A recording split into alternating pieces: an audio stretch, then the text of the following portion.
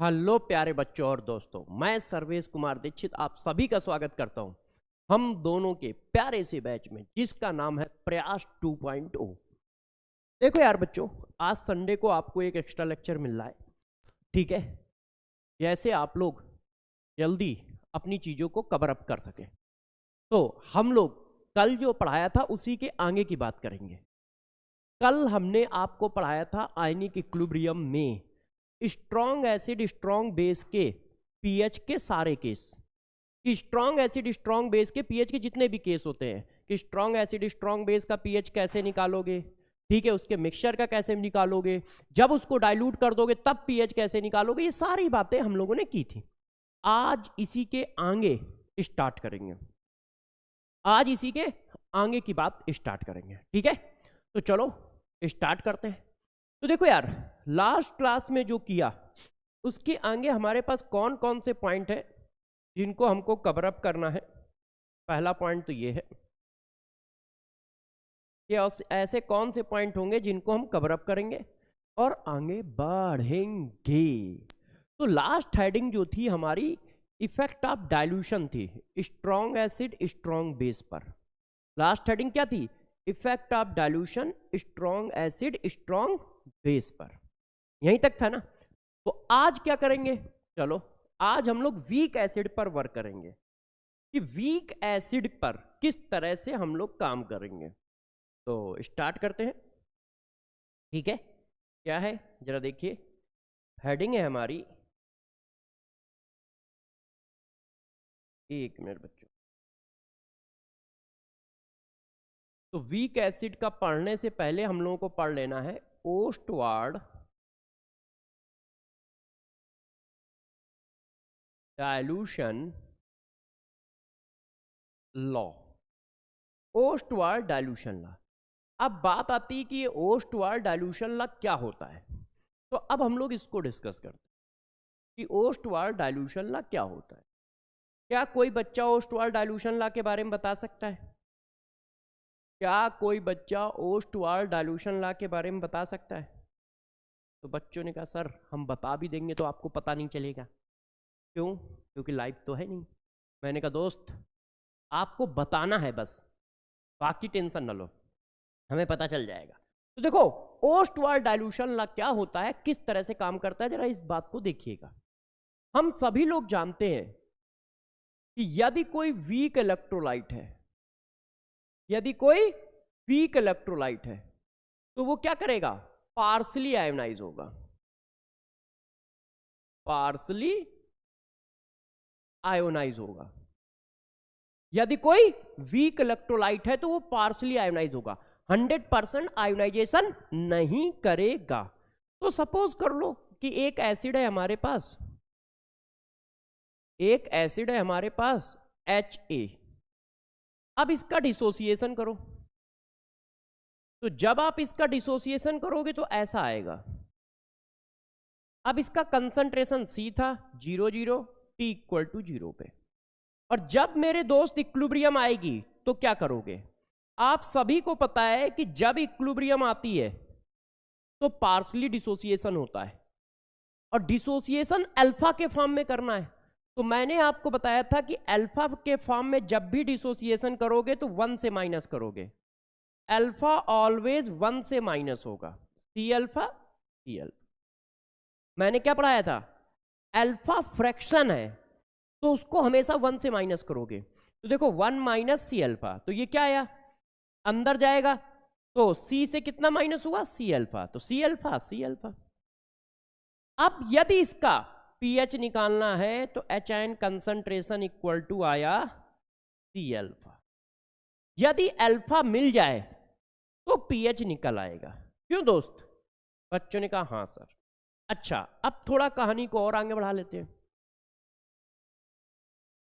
ये weak electrolyte है, तो वीक इलेक्ट्रोलाइट में हमेशा इक्विलिब्रियम बनेगी। क्यों? 100% डिसोसिएट तो होगा नहीं, तो प्रभु हमेशा क्या बनेगी? इक्विलिब्रियम। तो जब इक्विलिब्रियम बनेगी तो इक्विलिब्रियम कांस्टेंट आएगा, और इसके इक्विलिब्रियम कांस्टेंट को क्या कहोगे? Ka। क्यों? क्योंकि वीक एसिड लिया है आपने। तो देखो ये आ गया, ये देखो अब यार दोस्त सबकी वैल्यू डाल दो। तो जब आप सबकी वैल्यू डालोगे तो C alpha into C alpha C1 minus alpha, ये देखो आ गया। और इसको सॉल्व करो तो C से C कट गया, तो C alpha square 1 minus alpha, ये देखो हमारी एक इक्वेशन आई। ये देखिए हमारी एक इक्वेशन आई। क्लियर है, कोई दिक्कत नहीं।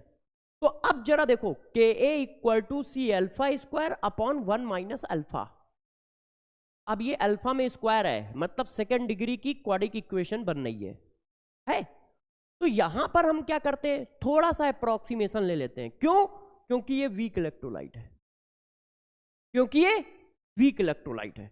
तो वीक इलेक्ट्रोलाइट होने की वजह से एक अप्रोक्सीमेशन हम लोग ले लेते हैं। वो अप्रोक्सीमेशन क्या है जरा देख लो।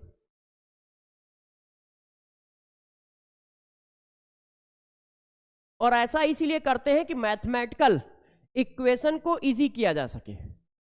मैथमेटिकल इक्वेशन को इजी किया जा सके क्यों? क्योंकि सेकंड डिग्री की इक्वेशन बढ़ रही है। तो हम लोग कोई मैथ्स के हैं नहीं, हम तो केमिस्ट्री वाले हैं, तो मैथ्स से बचना चाहते हैं। तो हम लोग कैलकुलेशन को इजी करने के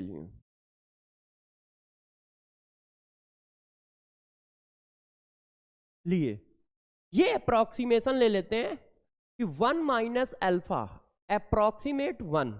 ऐसा क्यों ले पा रहे हैं? क्योंकि अल्फा की वैल्यू बहुत छोटी है।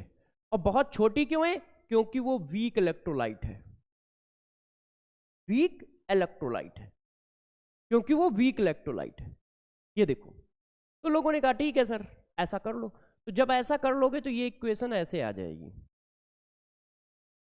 क्योंकि 1 माइनस अल्फा की जगह 1 डाल दिया, तो अल्फा इक्वल टू ये आ जाएगा। ये देखो, अब इस इक्वेशन को देखो और बताओ, गौर से बताइए ये क्या है? कंसंट्रेशन। ये क्या है? कंसंट्रेशन है कि नहीं? इसका मतलब यदि कंसंट्रेशन कम करोगे तो डिग्री ऑफ डिसोसिएशन बढ़ेगा वीक इलेक्ट्रोलाइट का। चेक करो, यदि कंसंट्रेशन कम करोगे तो डिग्री ऑफ डिसोसिएशन बढ़ेगा वीक इलेक्ट्रोलाइट का। तो बच्चों ने कहा कि यदि मैं C टेंस टू 0 कर दूं तो अल्फा टेंस टू कितना होगा? यदि C टेंस टू 0 कर दूं तो अल्फा टेंस टू कितना होगा? बताओ। बार बार स्क्रीन की ओर हाथ जाता है, जैसे कमेंट चलते रहते थे आप लोगों के, तो पूछता था। बताइए बताइए, यदि C टेंस टू 0 करोगे तो अल्फा टेंस टू कहां जाएगा? लगाओ मैथ्स के बच्चे हो।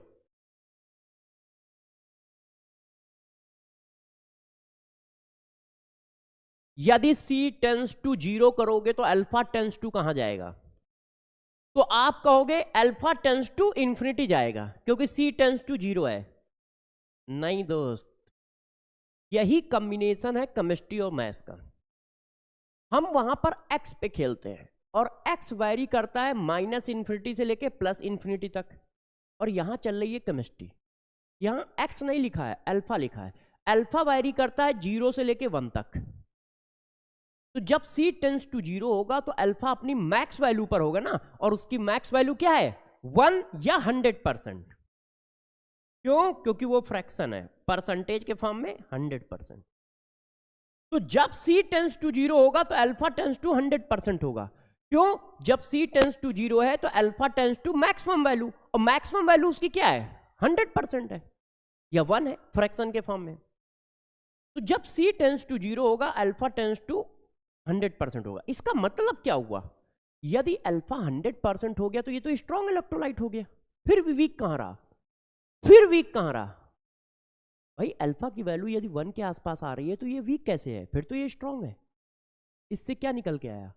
यदि वीक इलेक्ट्रोलाइट का कंसंट्रेशन कम करते चले जाओगे तो डिग्री ऑफ डिसोसिएशन बढ़ता चला जाएगा, और बढ़ते बढ़ते बढ़ते बढ़ते एक समय ऐसा आएगा कि जब उसका कंसंट्रेशन 0 के आसपास आ रहा होगा उस समय उसका डिग्री ऑफ डिसोसिएशन 100% के आसपास आ रहा होगा। उस समय वो वीक इलेक्ट्रोलाइट स्ट्रॉन्ग इलेक्ट्रोलाइट में कन्वर्ट हो जाएगा। उस समय वो वीक इलेक्ट्रोलाइट स्ट्रॉन्ग इलेक्ट्रोलाइट में कन्वर्ट हो जाएगा। तो इसका मतलब वीक इलेक्ट्रोलाइट भी स्ट्रॉन्ग इलेक्ट्रोलाइट की तरह बिहेव कर सकता है यदि उसका कंसंट्रेशन बहुत कम हो तो। देखो, और यही बात ओस्टवार्ड भैया ने बताई थी, इसीलिए कहा जाता है ओस्टवार्ड डाइल्यूशन लॉ। तो ओस्टवार्ड डाइल्यूशन लॉ में यही बात बताई गई है। जो ये मैथमेटिकल आपने लिखा है, अब इसी को लैंग्वेज के फॉर्म में लिख दो तो वो ओस्टवार्ड डाइल्यूशन लॉ हो जाता है कि जैसे जैसे कंसंट्रेशन कम करते जाओगे वीक इलेक्ट्रोलाइट का, वैसे वैसे उसका अल्फा बढ़ता जाएगा और एक समय अल्फा इतना हो जाएगा कि वो वीक इलेक्ट्रोलाइट स्ट्रॉन्ग इलेक्ट्रोलाइट में कन्वर्ट हो जाएगा। तो इसी को स्टेटमेंट के फॉर्म में लिख देते हैं। क्या? देखो, the degree of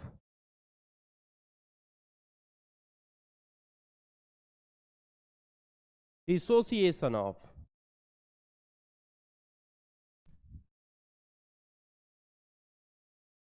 weak electrolyte, the degree of dissociation of weak electrolyte is increases in increasing of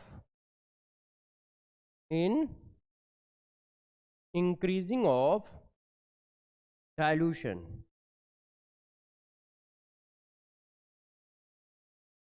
Degree of dissociation of weak electrolyte is increases in increasing of dilution.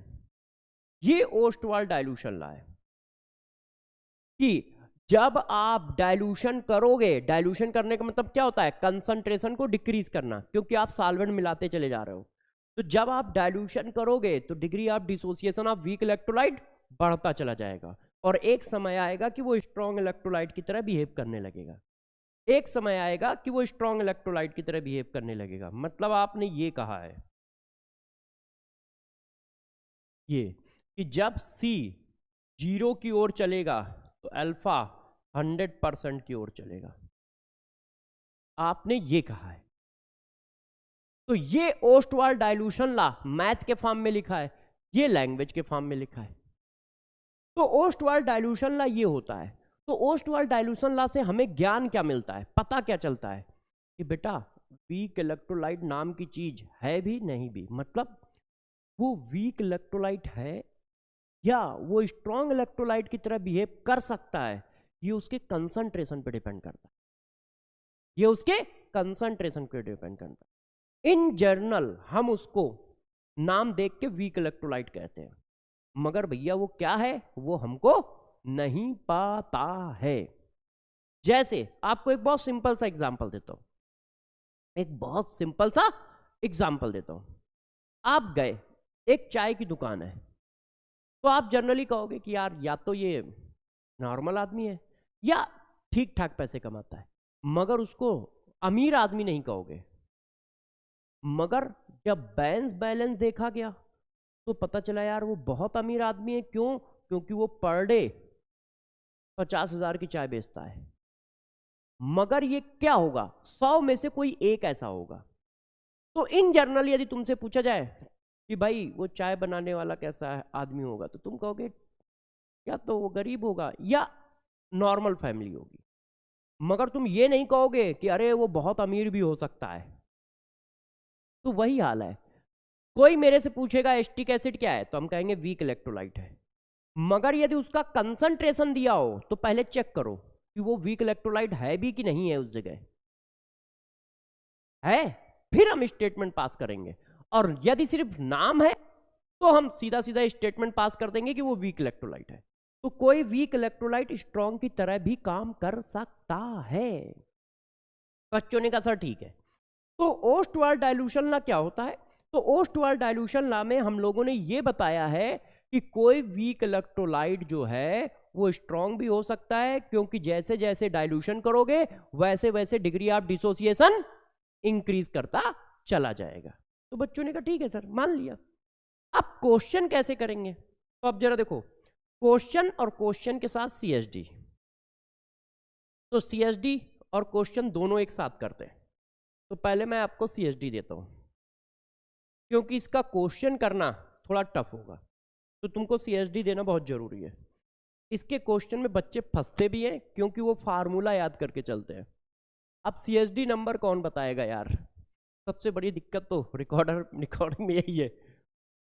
हाँ, दिमाग की बत्ती जलाओ, दिमाग की बत्ती जलाओ। कल हम लोगों ने कहां तक के CSD किए होंगे बताओ यार दोस्त?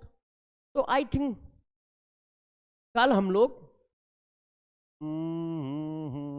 10, 11, 12 के आसपास होंगे, 12 या 13, है ना? क्योंकि कल हम लोगों ने इतने सारे केस किए, हर केस में एक CSD दिया है, तो इतना होगा। तो चलो आ जाओ। अब देखो CSD नंबर 1 मैथ के फॉर्म में लिख रहा हूं, है ना, केमिस्ट्री के फॉर्म में नहीं लिख रहा। ठीक है, देखो अल्फा इक्वल टू ये हुआ, ये फार्मूला तो गड़बड़ है, आप इसको लो। देखो यदि कोई हमारा वीक इलेक्ट्रोलाइट है या वीक एसिड है, ऐसे ये हमारा क्या है, वीक एसिड, ये वीक एसिड है। तो गौर समझिए, उसके HIN का फार्मूला क्या आया, HIN concentration equal to C alpha, और अल्फा का फार्मूला क्या आया, यदि आपको याद हो, C alpha square 1 minus alpha. अब गौर से सुनते जाइएगा, अच्छे से गड़बड़ मत करिएगा, ठीक है बच्चों? तो ये दोनों फार्मूले यूनिवर्सल हैं, ये यूनिवर्सल फार्मूले हैं।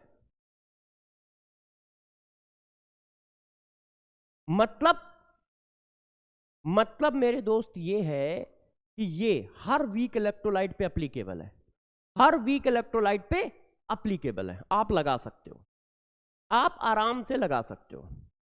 अब तीसरा पॉइंट जो आपको याद रखना है कि अल्फा इनवर्सली प्रोपोर्शनल होता है कंसंट्रेशन के, कंसंट्रेशन कम करोगे तो अल्फा इंक्रीज करेगा, ये बात आपको दिमाग में रखनी है for weak electrolyte, for weak electrolyte.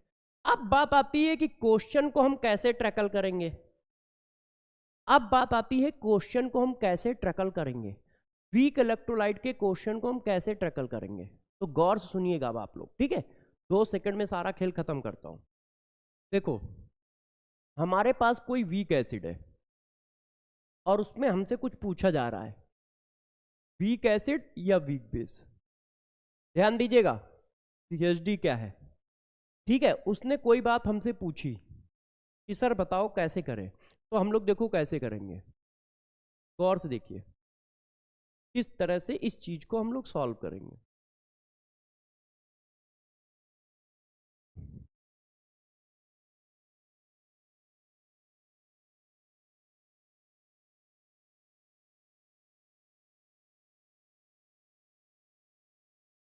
अच्छा रुक जाओ, पहले आपको केस बना दूं।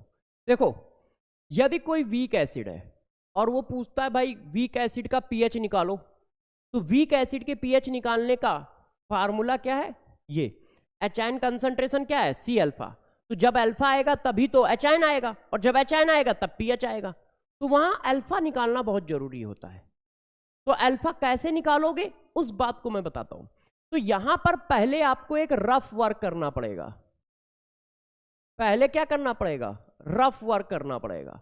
और रफ वर्क में क्या होता है, हम ये फार्मूला लगाते हैं, ये वाला, ये alpha equal to under root KA upon C।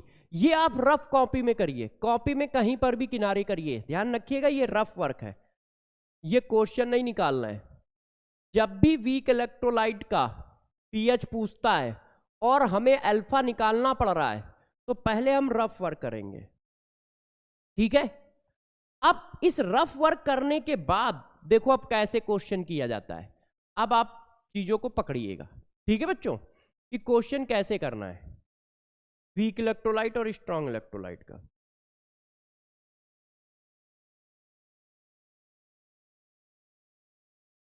देखिए समझिएगा, यदि अल्फा की वैल्यू 5% के बराबर है या कम है, यदि अल्फा जो आपने रफ वर्क से निकाला है उसकी वैल्यू 5% के आसपास है या उससे कम है, तो आप 1 माइनस अल्फा को 1 मान सकते हो। मतलब आप ये सपोज कर सकते हो कि अल्फा बहुत छोटा है, और यदि ये सपोज कर ले जाओगे तो फिर ये वाला फार्मूला सही हो जाता है, क्योंकि ये फार्मूला कब आया है, जब आप ये कंसीडरेशन कर रहे हो। चेक करो, ये देखो, हमारा अल्फा निकालने के लिए ये क्वाड्रेटिक इक्वेशन थी, तो अल्फा का ये फार्मूला कब आया, जब आपने ये कंसीडरेशन किया। ये फार्मूला यूनिवर्सल फार्मूला नहीं है, क्यों, जब ये कंसीडर करते हो तब ये आता है। तो ये फार्मूला गलत भी है सही भी है, तो ये एक ट्रिक है, ट्रिक या कहो कॉन्सेप्ट। पहले आप रफ वर्क में अल्फा की वैल्यू निकाल लो, यदि ये 5% से कम आ रही है तो इसका मतलब अल्फा का ये वाला फार्मूला सही है, मतलब ये एज्यूम्शन, ये अप्रोक्सीमेशन ले सकते हो। फिर तुम अल्फा का ये फार्मूला यूज कर सकते हो, ये सही फार्मूला है, ये सही फार्मूला है, मतलब अप्रोक्सीमेशन ले लिया तो ये फार्मूला सही है, तो अल्फा का ये फार्मूला यूज कर सकते हो। और जब आप अल्फा का ये फार्मूला यूज करोगे तो एच आयन कंसंट्रेशन आ जाएगा, यहां देखो वैल्यू डालो अल्फा की, √Ka/C, सी अंदर जाएगा, तो जब सी अंदर जाएगा ये देखो, तो ये फार्मूला ऐसे आ जाएगा, ऐसे H ion equal to √Ka/C, H ion equal to √Ka/C। Alpha की वैल्यू यहां डाल के देखो, करे क्या अगले पेज में, सॉरी,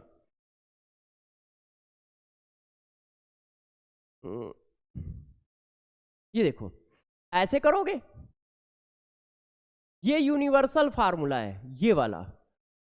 अब जब आप अल्फा की ये वैल्यू डाल रहे हो तो ये वाली वैल्यू कब होती है, जब अल्फा लेस देन 5% हो या 5% के बराबर हो, तो ये सी अंदर चला गया, अंदर जाएगा तो स्क्वायर हो जाएगा, तो ये देखो आ गया। तो इसका मतलब ये वाला जो फार्मूला है एच आयन का, ये यूनिवर्सल नहीं है, ये फार्मूला यूनिवर्सल है, तो ये देखो आ गया। अब इसका पीएच निकालना है, तो पीएच इक्वल टू आ जाएगा माइनस, आप चेक कर लीजिएगा, मैं डायरेक्ट कर दे रहा हूं, ठीक है, आप चेक करोगे तो आपको पता चल जाएगा। देखो ये आ गया log √Ka/C, तो जब इसको और सॉल्व करोगे तो पीएच का ये फार्मूला आ गया, 1/2 log को √, को 1/2 करके बाहर कर लिया, ठीक है, और माइनस log Ka, pKa होता है, और ये हो गया माइनस log C, तो फार्मूला ये आया। मगर ये फार्मूला कब वैलिड है, गौर सुनो, ये फार्मूला पीएच का कब वैलिड है, या ये फार्मूला ये वाला एच आयन का कब वैलिड है, जब अल्फा लेस देन 5% हो। अब आप कहोगे कि सर हमको कैसे पता चलेगा कि अल्फा लेस देन 5% है, तो रफ में ये काम करोगे, रफ में जब ये काम करोगे, इसमें वैल्यू लेस देन 5% आ रही है या 5% आ रही है, तो आप मतलब ये फार्मूला फिर सही है जो यूज कर रहे हो, और उसी के हिसाब से क्वेश्चन हो गया। मगर यार अल्फा की वैल्यू ग्रेटर देन 5% है, तो फिर ये अप्रोक्सीमेशन वैलिड नहीं है, ये अप्रोक्सीमेशन गलत है। अब आप ऐसा नहीं कर सकते हो, और ये अप्रोक्सीमेशन वाला बवाल कर क्यों रहे हैं, कैलकुलेशन को इजी करने के लिए, बस कैलकुलेशन को इजी करने के लिए। तो अब ये अप्रोक्सीमेशन नहीं ले सकते हो, तो यार अब अल्फा का ये फार्मूला गलत है, अब अल्फा का फार्मूला आपको क्वाड्रेटिक इक्वेशन से निकालना पड़ेगा। देखिए अब यहां नहीं ले पाओगे तो यार इसको सॉल्व करना पड़ेगा। कैसे सॉल्व करना है देखो बताता हूं, आपको बताता हूं कैसे सॉल्व करना है। अब आप ये लिखोगे, देखो Ka equal to C∝² 1 minus alpha, तो अब अप्रोक्सीमेशन तो मिलेगा नहीं, तो ये ऐसे आएगा,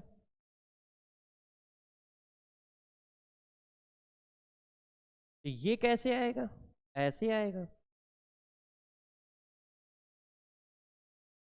ये देखो, अब इसको कंपेयर करोगे A X square B X plus C equal to 0 से, तो ए की वैल्यू आ रही है सी, बी की वैल्यू आ रही है के ए, और सी की वैल्यू आ रही है माइनस के। और आपने किया क्या है, अल्फा को एक्स से रिप्लेस किया, ये वैल्यू आई। अब मेरे दोस्त आपको पता है ये क्वाड्रिक इक्वेशन में एक्स का फार्मूला क्या होता है, minus B plus minus B square minus 4ac upon 2a। Second degree की क्वाड्रिक इक्वेशन है, तो दो रूट निकलेंगे, तो दो रूट निकलेंगे तो एक बार प्लस लोगे एक बार माइनस, मगर हम सिर्फ प्लस लेंगे, क्यों, क्योंकि अल्फा की निगेटिव वैल्यू पॉसिबल नहीं है। तो x की जगह आपने ये रखा, ये आया, b की वैल्यू क्या है के ए,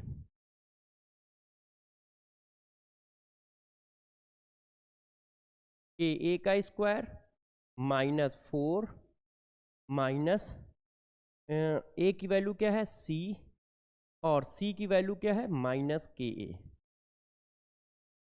अपॉन 2a, ए की वैल्यू क्या है सी। तो अल्फा इक्वल टू आया ये। आप सोच रहे होगे माइनस साइन क्यों छोड़ा, क्योंकि मेरे दोस्त अल्फा एक पॉजिटिव वैल्यू है, वो निगेटिव नहीं हो सकती। अल्फा क्या हो सकता है, या तो 0 हो सकता है, अल्फा अल्फा क्या हो सकता है, या तो 0 या 1, क्योंकि 0 से 1 के बीच में लाई करता है, तो निगेटिव वाला रूट हमें लेना ही नहीं है, तो मैंने छोड़ दिया। ठीक है, क्योंकि ऊपर से वैल्यू पॉजिटिव आनी है, कंसंट्रेशन निगेटिव हो नहीं सकता है कि नहीं, कि ए की वैल्यू निगेटिव हो नहीं सकती, बस छोटी हो सकती मगर निगेटिव थोड़ी होगी। तो देखो ये आ गया, ये हमारा फार्मूला आ गया, ये देखो ऐसे अल्फा इक्वल टू। तो यदि आप अप्रोक्सीमेशन नहीं लोगे तो यार अल्फा की वैल्यू ये निकल के आएगी, तो पीएच का क्वेश्चन बहुत बड़ा हो जाएगा। तो ये केमिस्ट्री वाले मक्कारी करने के लिए अप्रोक्सीमेशन लेते हैं, और इस मक्कारी में बच्चा फंस जाता है। क्यों, उसको आइडिया लग नहीं पाता है कि यार कब अप्रोक्सीमेशन लेना है, कब अप्रोक्सीमेशन नहीं लेना है। और क्यों नहीं लग पाता है, क्योंकि बेचारा वो 1 साल या 2 साल में सब कुछ पढ़ता है, मैथ्स फिजिक्स केमिस्ट्री। हम तो 20 साल से पढ़ा रहे हैं, तो हमें तो अप्रोक्सीमेशन का आइडिया हो ही जाएगा इतने सालों में, मगर बेचारा वो क्या करे, है तुम लोग क्या करो, तो तुम लोग फंस जाते हो। और ये केमिस्ट्री वालों की मक्कारी है कि मैथ से बचना चाहते हैं तो अप्रोक्सीमेशन ले लेते हैं। अब उस अप्रोक्सीमेशन के चक्कर में यहां दिक्कत आ जाती है कि नहीं बच्चों। तो जरा देखो अल्फा की ये वैल्यू आई, तो अब हम जा रहे हैं पीछे, तो जब ये होगा तो अल्फा की ये वैल्यू तुम्हें रखनी पड़ेगी, मतलब अब इस वैल्यू से अल्फा निकलेगा माइनस के ए प्लस अंडर रूट के ए स्क्वायर प्लस 4 के इंटू सी अपॉन 2c। तो अल्फा का ये फार्मूला बच्चा लगाएगा, ये देखो, ठीक है, ये फार्मूला लगाएगा, तो पीएच क्या निकल के आएगा, तो एच आयन कंसंट्रेशन आया। देखो इसमें सी अल्फा होता है, तो जब सी अल्फा करोगे तो ये सी कट जाएगा, इसका मतलब एच आयन कंसंट्रेशन ये निकल के आया।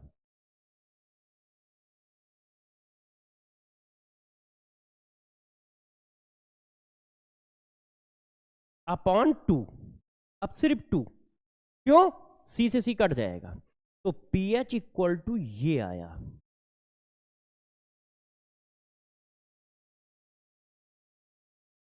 माइनस के ए अंडर रूट के ए स्क्वायर 4 सी अपॉन 2।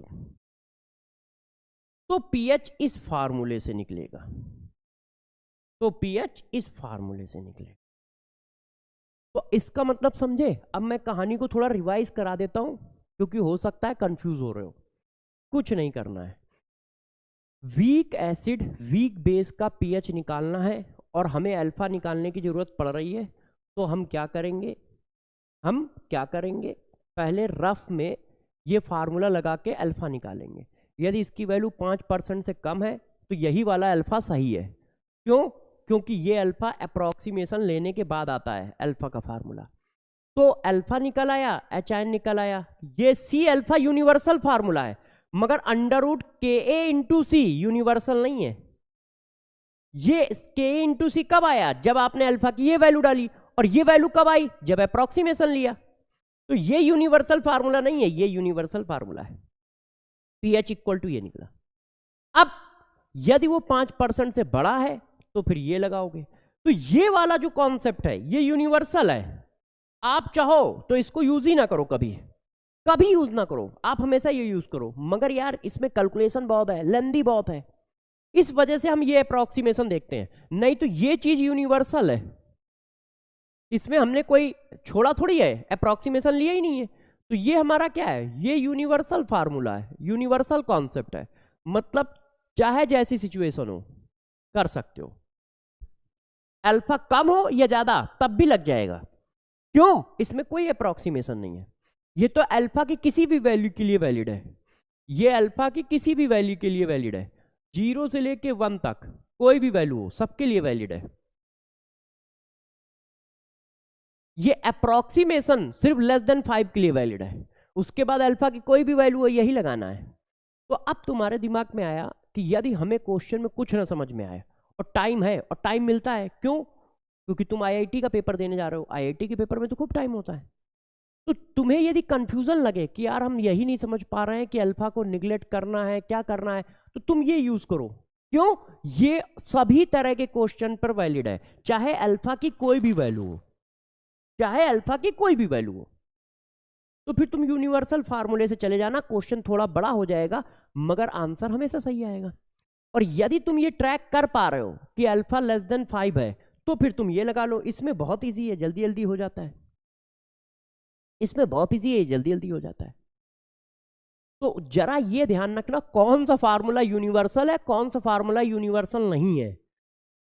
जैसे ये वाला फार्मूला यूनिवर्सल नहीं है, ये तब आया है जब अल्फा की वैल्यू ये डाली गई है, और ये अल्फा की वैल्यू तब आती है जब आप अप्रोक्सीमेशन लेते हो। और ये यूनिवर्सल है। क्यों? इसमें अल्फा की वैल्यू पड़ी थोड़ी ना है? और ये पूरा कॉन्सेप्ट यूनिवर्सल है। तो बच्चों ने कहा ठीक है सर, रायता फैला दिया है, अब समेटो। आपने जो रायता फैलाया है इसको समेटना भी आप ही को होगा। मैंने कहा दोस्त हम ही समेटेंगे, आओ एक क्वेश्चन करके दिखाते, जैसे ये पता चले कि ये बात कैसे करनी है ना। इजी है, ऐसा कुछ नहीं है, इजी है। हाँ वो तो ऐसा कुछ नहीं, देखना 2 मिनट में तुम कर लोगे यार, समझदार हो, टैलेंटेड हो और हमसे ज्यादा हो। आ जाओ, देखो एक क्वेश्चन है 10⁻⁻² मोलर एसिटिक एसिड, ठीक है, present in close container.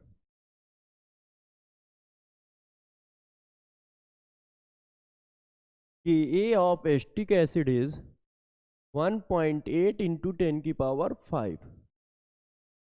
Calculate H ion concentration, acetate ion concentration, सारी चीजें निकाल दे रहे हैं, एंड pH। अब इसी क्वेश्चन को हम फिर से लिख रहे हैं, जैसे आपको आइडिया हो जाए कि एक वैल्यू चेंज करने से कितना बड़ा बवाल हो जाता है, एक वैल्यू चेंज करने से। देखो सेम क्वेश्चन है, मैं इसी वजह से एकदम अगल बगल लिख रहा हूं, ऊपर नीचे भी नहीं लिख रहा कि इस पेज में याला कराऊं, अगले पेज में दूसरा कराऊं, नहीं, डिट्टो अगल बगल करा रहा हूं, जैसे आपको पता रहे कि क्वेश्चन में पकड़ना क्या है, खेल कहां पे है। ये देखो, अब इन दोनों क्वेश्चनों को हम लोग करते हैं, दोनों क्वेश्चनों को हम लोग करते हैं। अब कैसे करना है जरा देखो, अब हम दोनों लोग इस क्वेश्चन को करेंगे। पहले देखना है कि ये स्ट्रॉन्ग एसिड की बात कर रहा है या वीक एसिड की बात कर रहा है। चेक करके बताओ, ये स्ट्रॉन्ग एसिड की बात कर रहा है कि वीक एसिड की बात कर रहा है। चेक करके बताओ भाई। अरे कमेंट में दो, कमेंट दो, कमेंट। अरे कल देख लेंगे हम, उसमें क्या है, दो ये नहीं।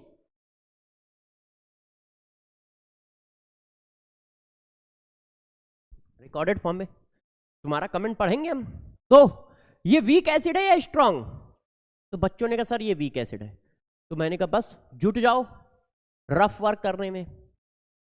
तो हम लोग रफ वर्क कहीं कुन्ने में कर लेते हैं, इधर कर लें कुन्ने में कि अगले पेज में करें, तो कहीं कुन्ने में कर लेते हैं। इस वाले क्वेश्चन को कर रहे हैं तो यहीं कहीं कुन्ने में कर लें। ये फार्मूला अल्फा की वैल्यू निकाली, एक ये, और इसकी वैल्यू कंसंट्रेशन 10 की पावर 2, तो ये वैल्यू आई ये। तो इसको हम लोग कर लेते हैं ऐसे, 18 इंटू 10 की पावर -4 है ना। तो ये 10 की पावर 2 तो बाहर आ गया। अब 18 का अंडर रूट क्या आएगा? तो 18 का अंडर रूट निकाल लेते हैं। हथियार किधर है अपना?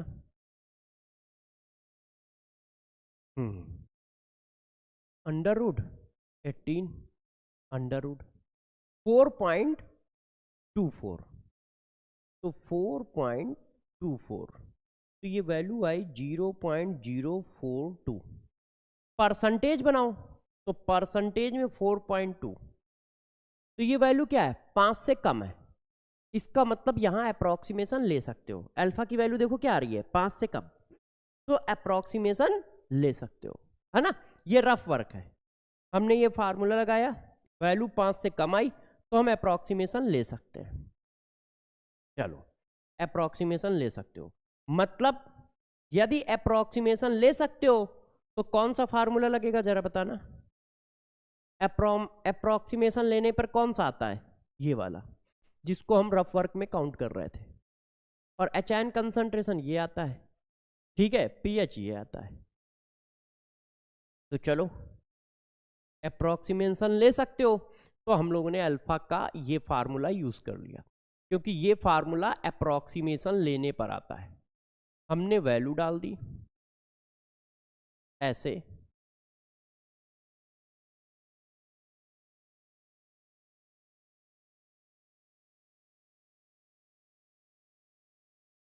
वैल्यू निकल के आ गई ऐसे। अब एक एक करके, एचआयन क्या होता है, सी अल्फा, सी अल्फा, सी की वैल्यू 10 की पावर -2, अल्फा की वैल्यू 4.2 इंटू 10 की पावर -2, तो ये वैल्यू आ गई 4.2 इंटू 10 की पावर -4। जितना एचआयन उतना ही एसीटेट आयन, क्यों, 1:1 में डिसोसिएट हो रहा है। ये भी तो सी अल्फा है, ये तो समझ गए ना। अरे एसिटिक एसिड कैसे डिसोसिएट होगा, acetate ion plus H ion. Acetic acid ऐसे ही डिसोसिएट होगा ना। ये देखो, ये देखो, तो जो कंसंट्रेशन इसका होगा वही इसका होगा, 1:1 है, तो सेम आ गया। अब आप हमसे क्या पूछ रहे हो, पीएच, तो पीएच इक्वल टू होता है 1/2 पीके लॉग सी। फार्मूला डाल दो 1/2, है ना। आप चाहो तो ये लगा दो, चाहो तो ये लगा दो। देखो एचआयन निकल ही आया है तो ये क्यों लगाओ, है ना। एचआयन निकल आया तो डायरेक्ट लॉग एचआयन कंसंट्रेशन। एचआयन की वैल्यू हमने सॉल्व कर ली है, कितनी निकल के आई है, 4.2 इंटू 10 की पावर -4। अब आंसर क्या आएगा, कल सिखाया था ना, 4 माइनस में ये, कल दिया ना सब लोगों को सिखाया था कि कैसे लिखते हैं डायरेक्ट, याद है कि नहीं दोस्त। कि इस 4 को बस यहाँ ले आया करो। तो देखो pH ऐसे निकल आया, इजी। अब इसका रफ वर्क करो, तो इसका रफ वर्क देखो हम लोग करते हैं इधर। Ka की वैल्यू डाली और C की वैल्यू डाली। अब ये क्या आ रहा है, √18। तो यार ये तो जानते हो क्या आ रहा है, चेक करो, 1 से बड़ी वैल्यू आ रही है और अल्फा की 1 से बड़ी वैल्यू पॉसिबल ही नहीं है। इसका मतलब यहाँ अप्रोक्सीमेशन ले ही नहीं सकते हो, यहाँ अप्रोक्सीमेशन लेने पे केमिस्ट्री गलत हो रही है। अल्फा की वैल्यू 1 से बड़ी आ रही है और मैक्सिमम वैल्यू 1 होती है, तो 1 से बड़ी कैसे हो जाएगी? इसका मतलब ये अप्रोक्सीमेशन गलत है। अब यहाँ अप्रोक्सीमेशन नहीं लोगे, अल्फा की वैल्यू 100% से भी ऊपर आ रही है, तो इसका मतलब यहां पर ये फार्मूला नहीं चलेगा है। अब दोस्त ये फार्मूला यूज करना पड़ेगा, alpha equal to minus KA √, है ना, KA square 4KA into C upon 2C। अब अल्फा का ये फार्मूला चलेगा, तो वैल्यू डालो।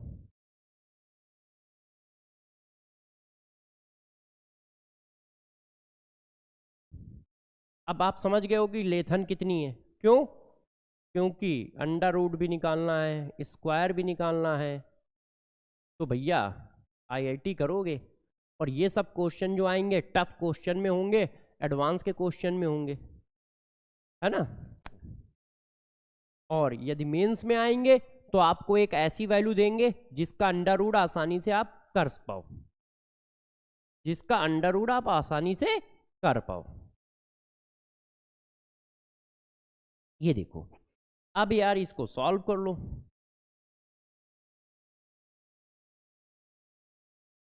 ये देखो, अब हथियार यूज कर लेते हैं। किधर है, आ जाओ बेटा, तुम्हारा काम है आज बहुत सारा।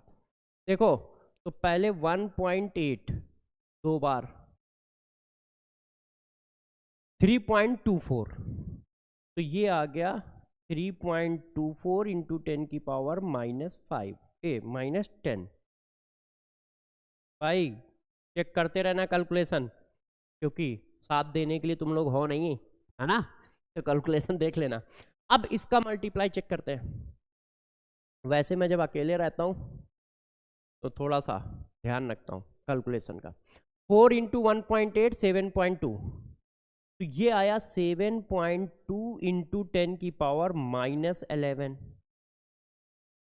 अपॉन 2a, मतलब 36 ये 36 ना लिखो, अभी 2 रखो, क्यों? क्योंकि कटेगा ना।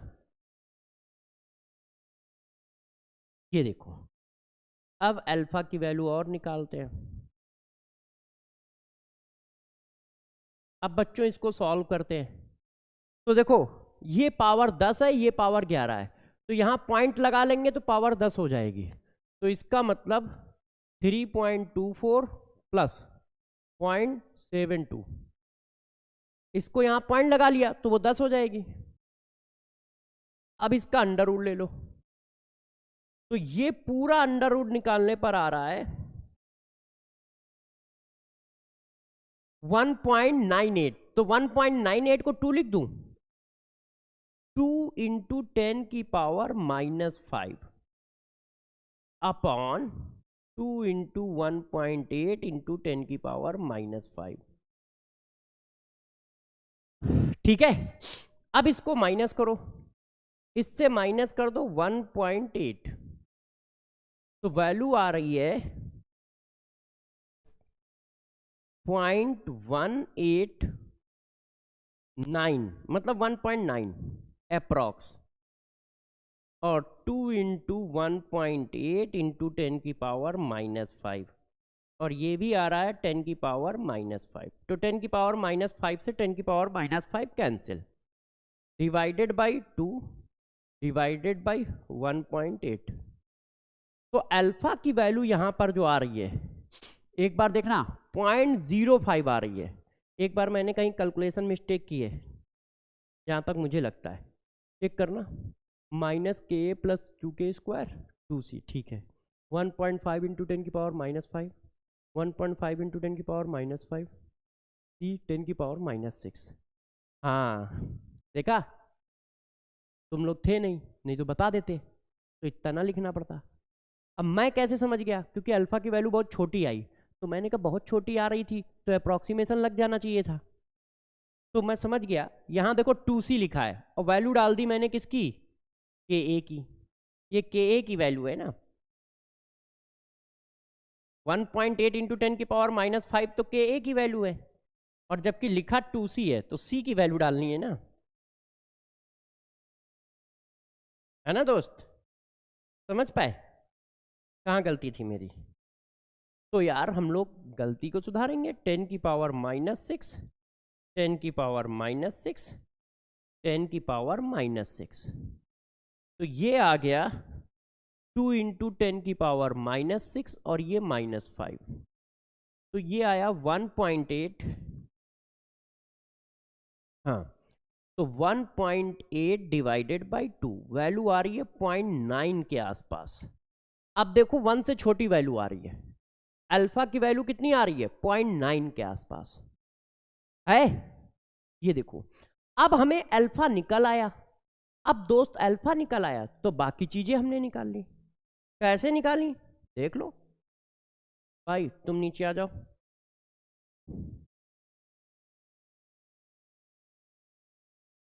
हमने निकाला एच आयन कंसंट्रेशन, तो देखो सी अल्फा, सी की वैल्यू 10 की पावर -6, अल्फा की वैल्यू 0.9, तो ये आ गया 9 इंटू 10 की पावर -7, 9 इंटू 10 की पावर -7। ये देखो एच आयन, और जितना एच आयन आएगा उतना ही एसीटेट आयन आएगा। 9 इंटू 10 की पावर -7। अच्छा पीएच कितना आएगा,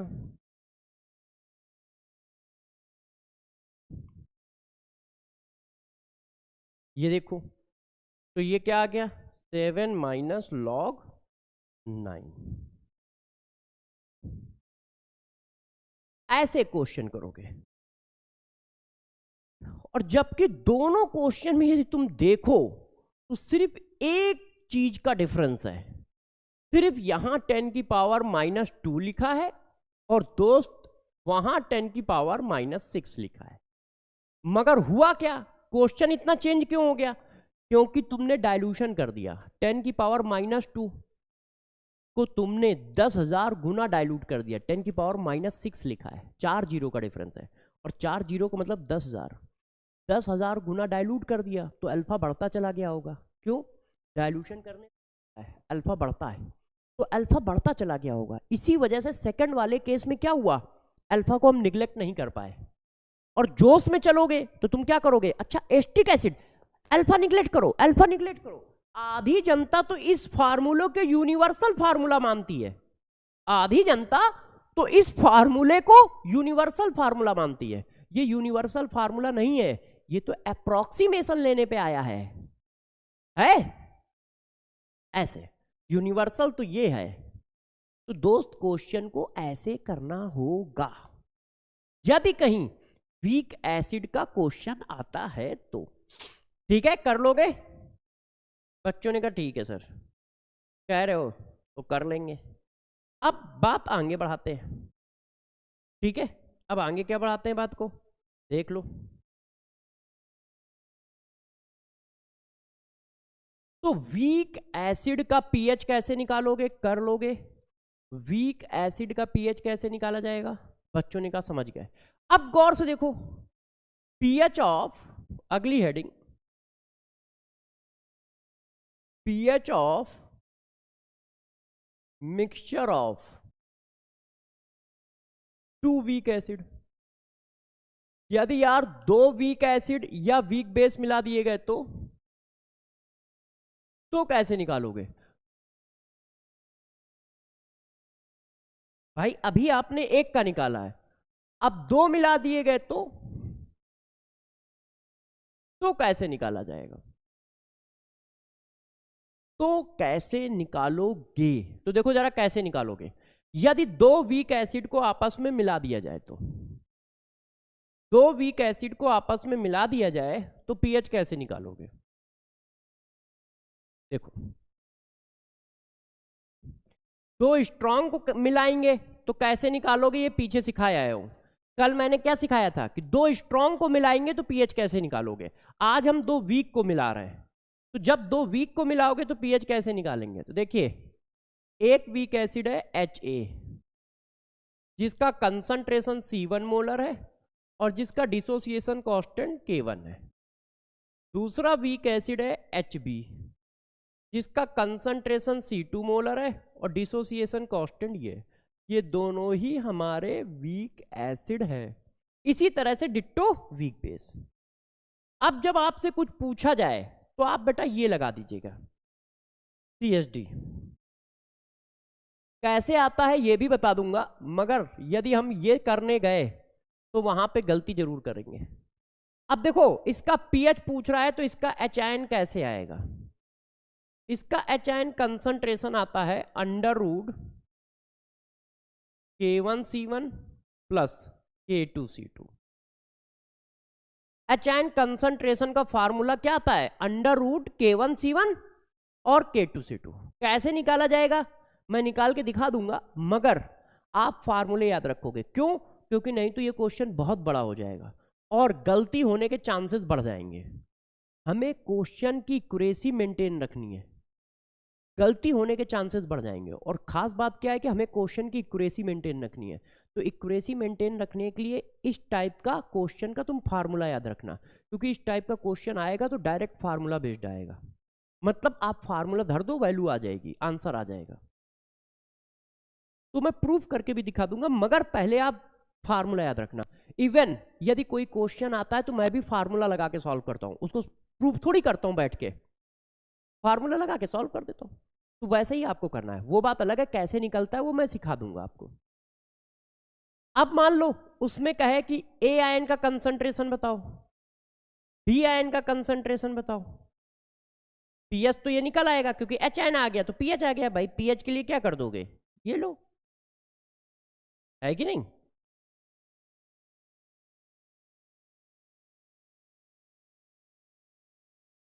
बात खत्म हो गई। अब B आयन A आयन पूछा जाए तो क्या करोगे।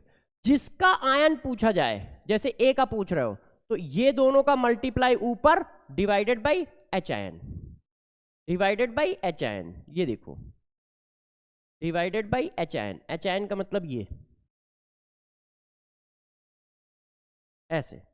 अब B वाले का पूछ रहा है तो B वाले का ऊपर डिवाइडेड बाई H आयन।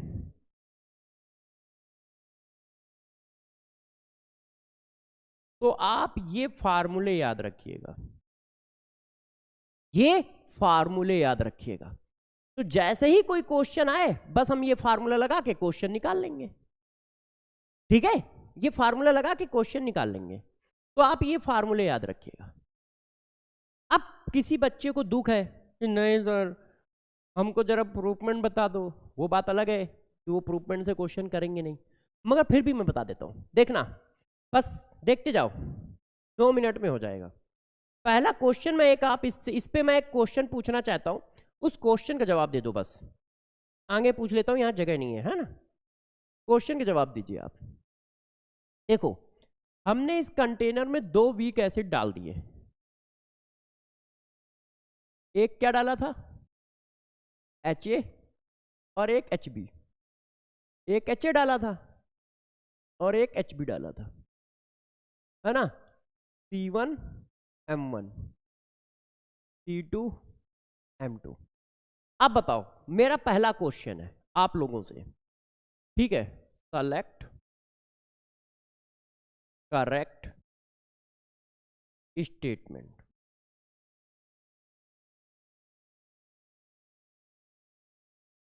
हो सकता है सेलेक्ट करेक्ट स्टेटमेंट। आपको क्या सेलेक्ट करना है बताता हूं। Degree of dissociation of both acid decreases पहला,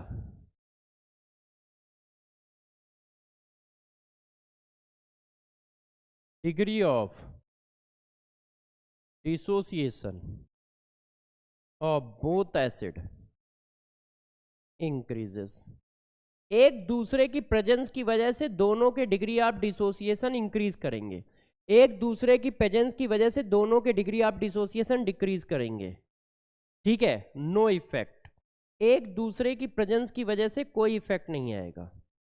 ठीक है, नन ऑफ दीज करेक्ट।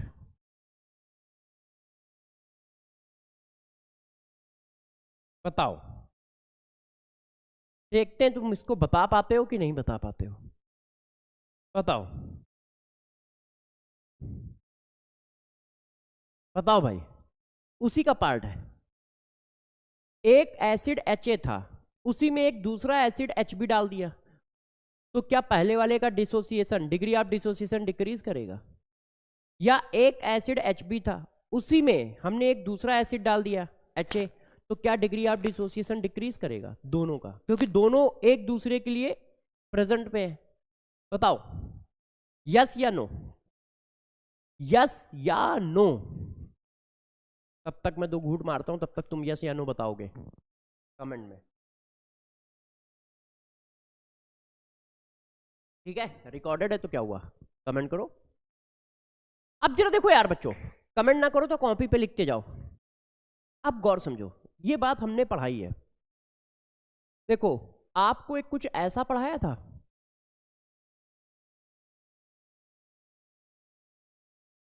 ध्यान है?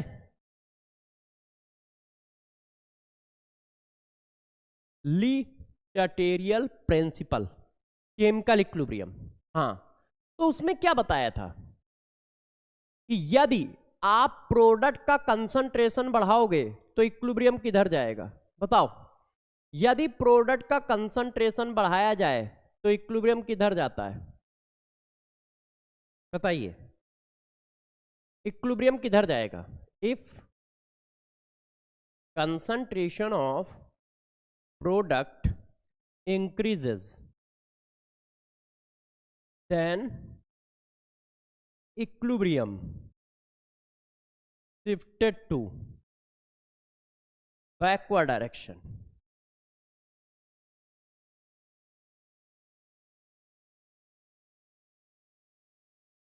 बताया था कि नहीं बताया था कि यदि आप प्रोडक्ट का कंसंट्रेशन बढ़ाओगे तो इक्विलिब्रियम बैकवर्ड डायरेक्शन में शिफ्ट होगा?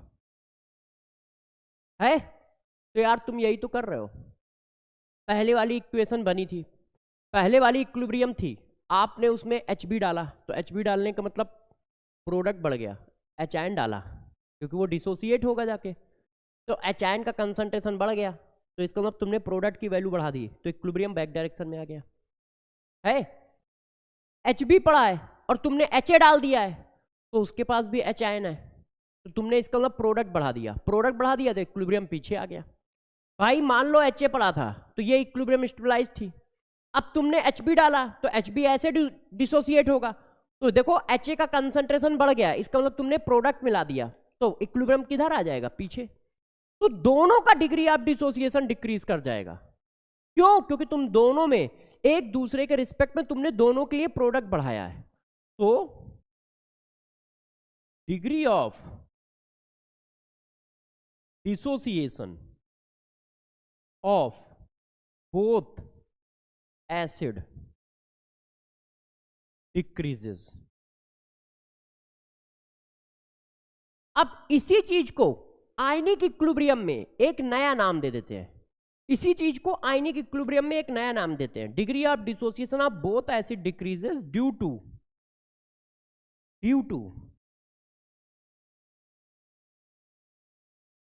Common ion effect.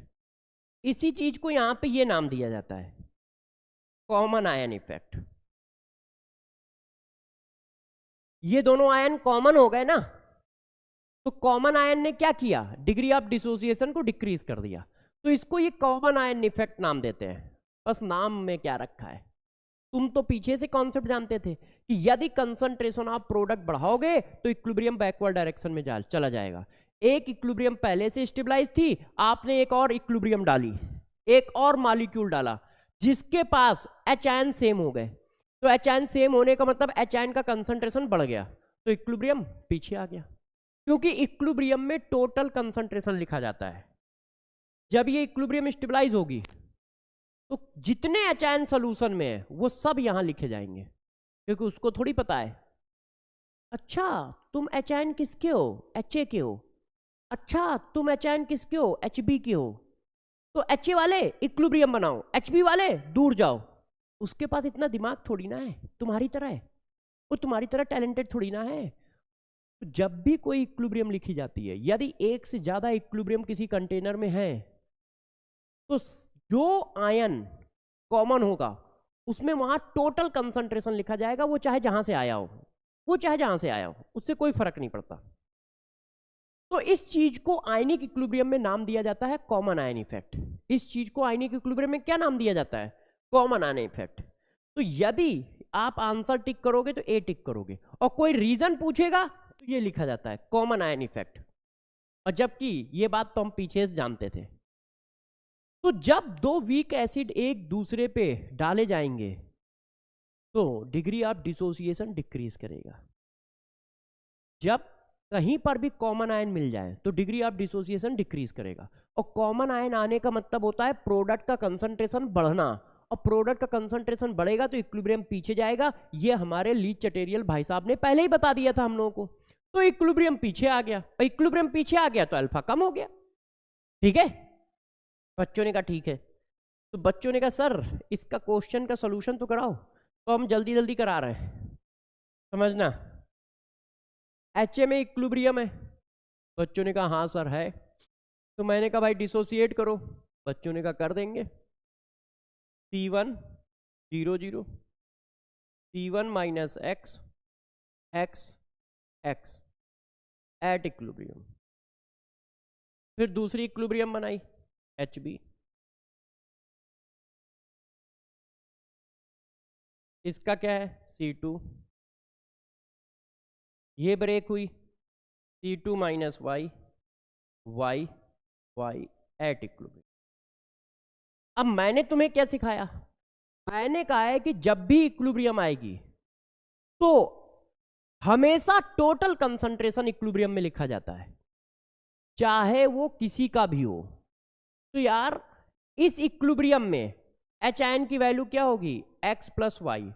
एक्स इससे आए थे, y इससे आए हैं, तो यहां x प्लस वाई लिखा जाएगा। उसी तरह y यहां पे आए, x किससे आए, इससे आए, तो इसमें भी x प्लस वाई लिखा जाएगा। इक्विलिब्रियम में हमेशा टोटल कंसंट्रेशन लिखा जाता है। x इस वाली इक्विलिब्रियम से आए, y इस वाली इक्विलिब्रियम से आए, तो दोनों इक्विलिब्रियम में x प्लस वाई लिखा जाएगा ऐसे। तो बच्चों ने कहा ठीक है सर लिख दो। अब इसको क्या निकाल सकते हो, इसका Ka कैसे निकालोगे, Ka equal to concentration of product upon concentration of reactant. इसका निकालो K2 equal to concentration of product upon concentration of reactant. सही है, बच्चों ने कहा सही। अब देखो मैंने यहां अप्रोक्सीमेशन लिया, आप लोगों ने चिल्ला चिल्ला के कहा कि कॉमन आयन की वजह से डिग्री ऑफ डिसोसिएशन कम हो गया है, तो C1 minus X approximate C1। क्यों, इसको भी लिख देता हूं, फिर रीजन दोनों का एक साथ लिख देता हूं। अब देखो यदि कोई थ्योरेटिकल करेगा तो ये कितना बड़ा क्वेश्चन होगा उसके लिए, और ये तो मैं कर रहा हूं, मुझे तो हजारों साल का एक्सपीरियंस है, सॉरी हजारों नहीं मतलब 18 साल 20 साल का एक्सपीरियंस है। तो हमको तो कई बार कर चुके हैं, तो हम तो सरसर सरसर कर देते हैं, मगर बेचारे बच्चे को 10 बार सोचना पड़ेगा इस चीज के लिए कि किसको निगलेक्ट करें किसको ना करें। तो देखो due to common ion effect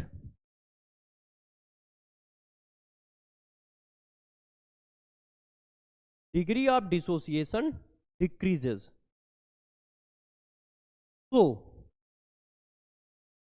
C1 minus X approximate C1 और C2 minus Y approximate C2। Common ion effect की वजह से दोनों के डिग्री ऑफ डिसोसिएशन डिक्रीज किए हैं। तो जब दोनों की डिग्री ऑफ डिसोसिएशन डिक्रीज किए तो बहुत कम डिसोसिएशन हुआ होगा, पहले से ही वीक है, ऊपर से कॉमन आयन लग गया तो उनकी वैल्यू और कम हो गई। तो इसलिए आप ऐसा लिख सकते हो।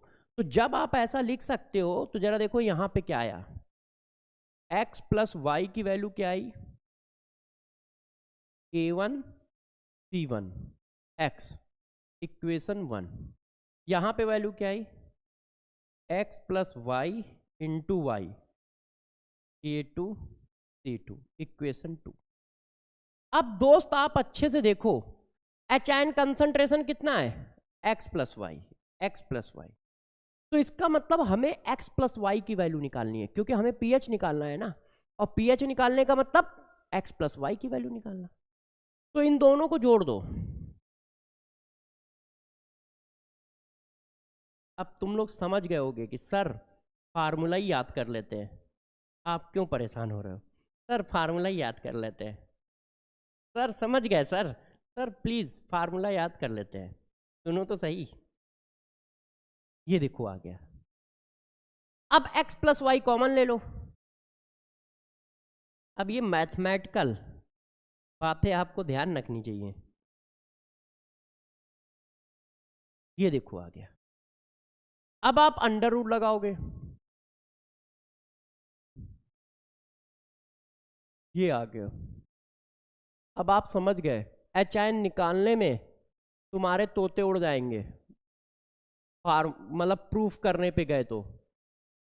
अब ये एच आयन निकल के आया है। तो यदि इस तरह का क्वेश्चन आएगा तो क्या तुम इतना बड़ा करोगे, ये सारी कहानी पढ़ोगे, 2-3 पेज तो इसमें भर जाएंगे तुम्हें। तो तुम सीधा फार्मूला लगाओगे, कोई बकवास नहीं चलेगी, डायरेक्ट फार्मूला यूज करोगे, आंसर निकालोगे। और तुम नहीं, हम भी फार्मूला ही लगाएंगे, हम ये सब थोड़ी कहानी पढ़ेंगे यार, इतना टाइम कहाँ है कि इस तरह से करें। वो तो मैं कर रहा हूं, जब मैं कर रहा हूं तो मुझे 5-7 मिनट लग रहा है, तुम्हें तो 15 मिनट लगेंगे, क्योंकि तुम्हें 10 बार सोचना है, हमें एक बार नहीं सोचना है। क्यों? क्योंकि ये चीज मैं कम से कम 70 बार लिख चुका हूँ। साल में कम से कम 7-8 बार एक चैप्टर पढ़ाना पड़ता है, 18-20 साल से पढ़ा रहा हूँ, तो कम से कम 50-60-70 बार तो पढ़ा ही चुका हूँ। तो मैं खटखट खटखट लिखता चला जाता हूँ, क्योंकि पता है। मगर बेटा बच्चा बेचारा करेगा तो कैसे करेगा, तो ध्यान रखना। और वैसे भी इसकी कोई जरूरत नहीं है, तो आप डायरेक्ट फार्मूला यूज करोगे, ठीक है। बच्चों ने कहा सर ठीक है। अब बताओ क्वेश्चन कैसे आएगा। तो मैंने कहा ये ज्ञान की बात पूछी है तुमने, ये ज्ञान की बात पूछी है, देखो क्वेश्चन कैसे आएगा। देखो अब इस क्वेश्चन को करो, 10 की पावर 2 मोलर एस्टिक एसिड के ए 10 की पावर -5 है ना, मिक्स्ड विद 10 की पावर -1 मोलर फॉर्मिक एसिड के ए calculate pH of solution. Answer बताना आपका काम है कि कितना आएगा, हमारा काम सिर्फ इतना सा है, क्वेश्चन का आंसर लिखना, ठीक है। आप लोग अपना देखिएगा, pH निकालना है।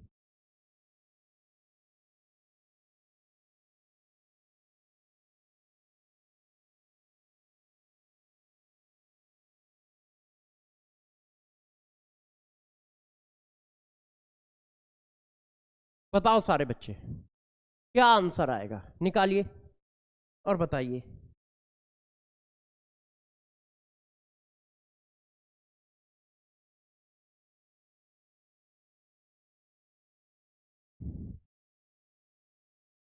बताइए बच्चों क्या आंसर आएगा।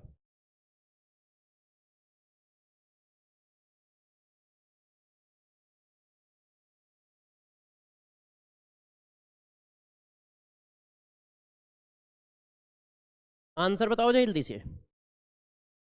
तो अभी बच्चे जल्दी से आंसर बताएं।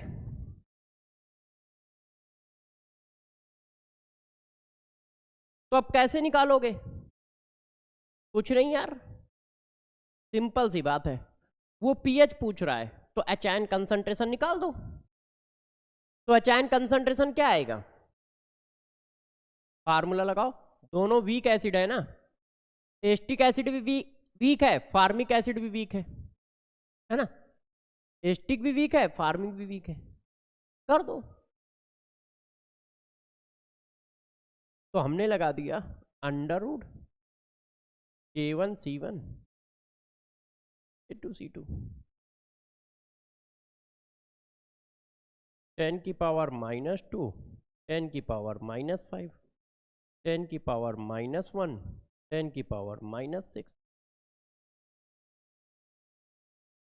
10 की पावर -7, 10 की पावर -7, 2 इंटू 10 की पावर -7। अब पीएच लगा दो,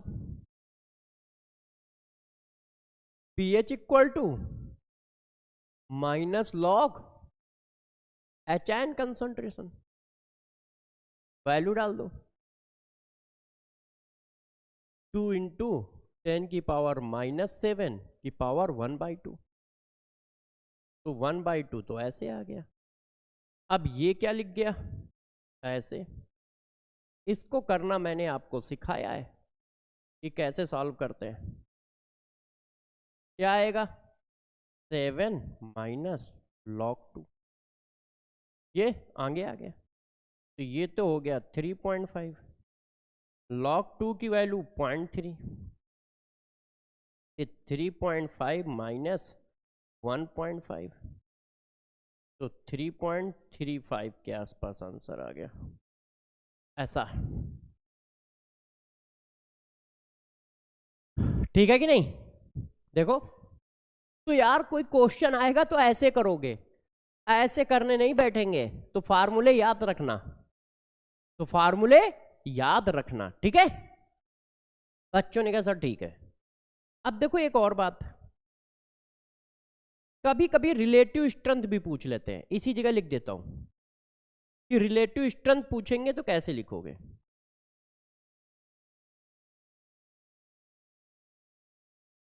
relative strength of two weak acid,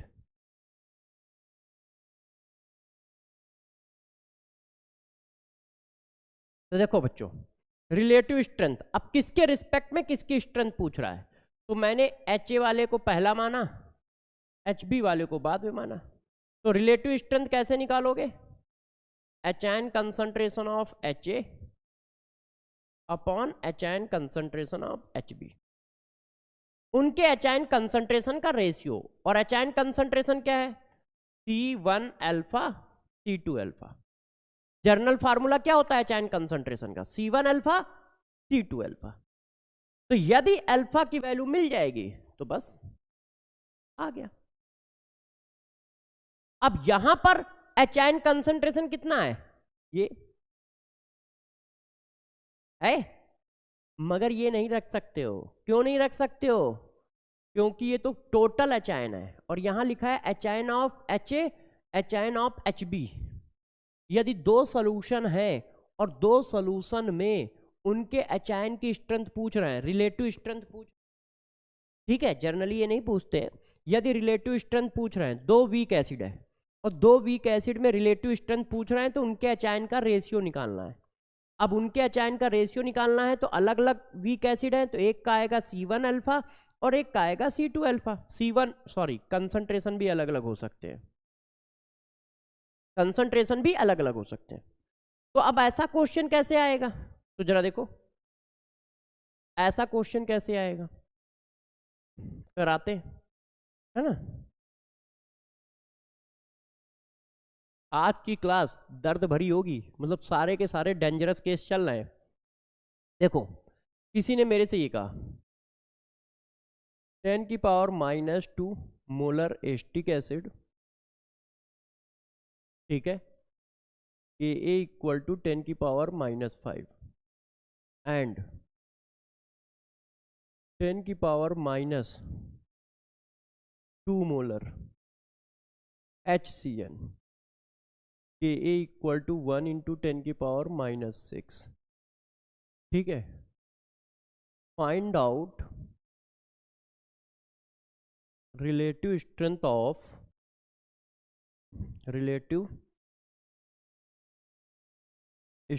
of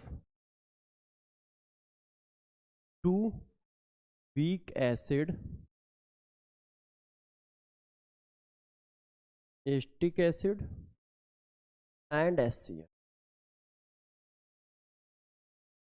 तो अब अपने को क्या करना होगा? अपने को कुछ नहीं करना है।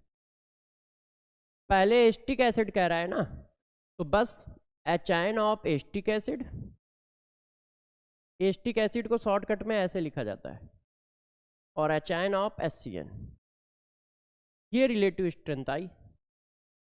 तो relative strength equal to acetic acid का क्या एचायन होगा और इसका क्या होगा।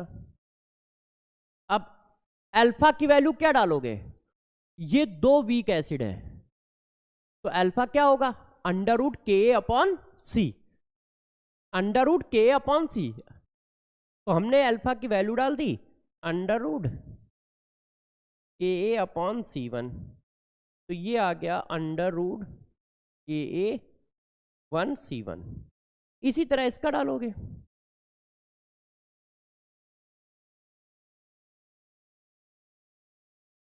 अब कोई बच्चा कहे कि सर आपने यहां नहीं चेक किया अल्फा को, तो यार ये पहले से ही वीक एसिड है, उसमें भी कॉमन आयन लग रहा है, तो कॉमन आयन लग रहा है तो अल्फा का अप्रोक्सीमेशन लेके ही चलो। यदि वीक एसिड के साथ कुछ भी डाल दिया जाए तो हमेशा अप्रोक्सीमेशन कंसीडर करके चलो। वीक एसिड के साथ या तो वीक एसिड डाल दिया जाए या स्ट्रॉन्ग एसिड डाल दिया जाए, तो आप हमेशा अप्रोक्सीमेशन लेकर चलो। क्यों? वीक एसिड में कॉमन आयन आएगा तो क्या होगा? डिग्री ऑफ डिसोसिएशन और कम हो जाएगा। तो जब और कम हो जाएगा तो हमेशा अप्रोक्सीमेशन लेके चलो। देखो मैंने हमेशा अप्रोक्सीमेशन ले लिया तुरंत। अब बस यार इसको सॉल्व कर लेना दोस्त। वैल्यू कितनी है? इसकी वैल्यू कितनी है? इसकी वैल्यू कितनी है? इसकी वैल्यू कितनी है? तो ये कितना आया? अंडर रूट 10 की पावर 7, अंडर रूट 10 की पावर 8, तो अंडर रूट 10 आया 3.34 अप्रॉक्स। बस आंसर हो गया। ठीक है, बस आंसर हो गया। ऐसे अब आपसे क्या पूछ सकता है? गौर सुनिए, अगला केस है ना, पीएच ऑफ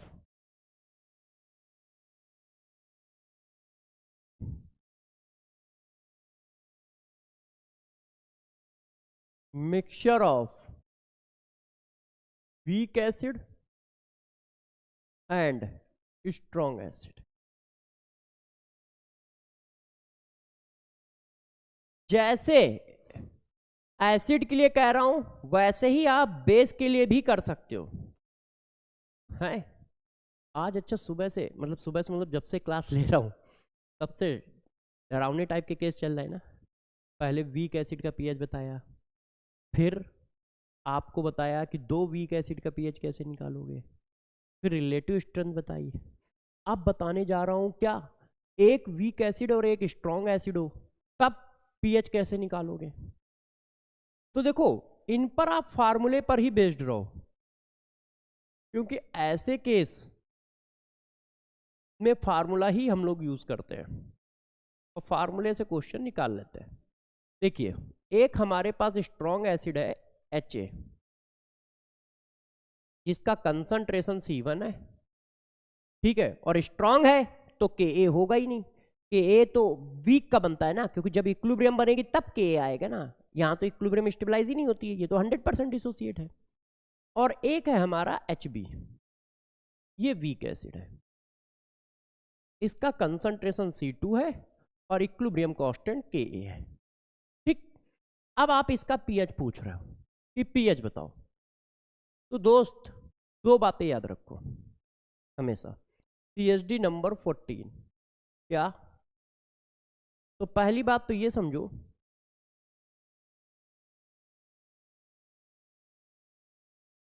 गौर सुनिएगा, जब वीक इलेक्ट्रोलाइट में, वीक इलेक्ट्रोलाइट, अब यहां इलेक्ट्रोलाइट के फॉर्म में क्या है, वीक एसिड या weak base, common ion effect लग जाए तो अल्फा इक्वल टू √K/C वाला फार्मूला यूज कर लेते हैं।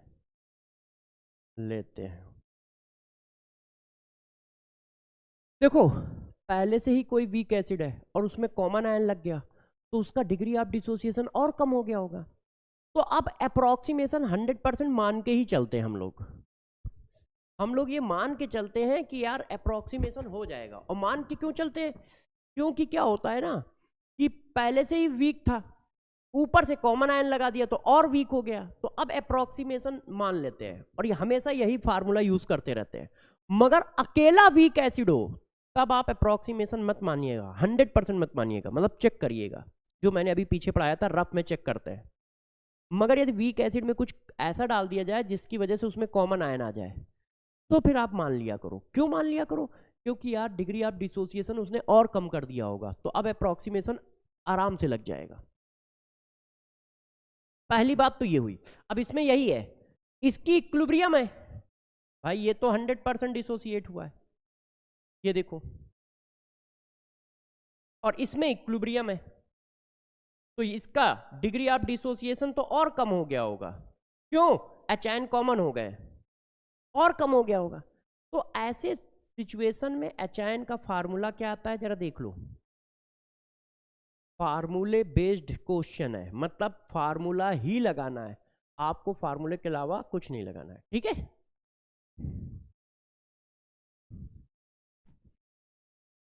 देखिए C1 under root C1 square 4KC2 divided by 2। C1 क्या है? Concentration of strong acid. C2 क्या है? Concentration of weak acid. इस फार्मूले से एच आयन निकाल लोगे और फिर पीएच निकाल लोगे। C1 मतलब concentration of strong acid plus C1 square plus 4KC2 concentration of weak acid और dissociation constant of weak acid divided by 2।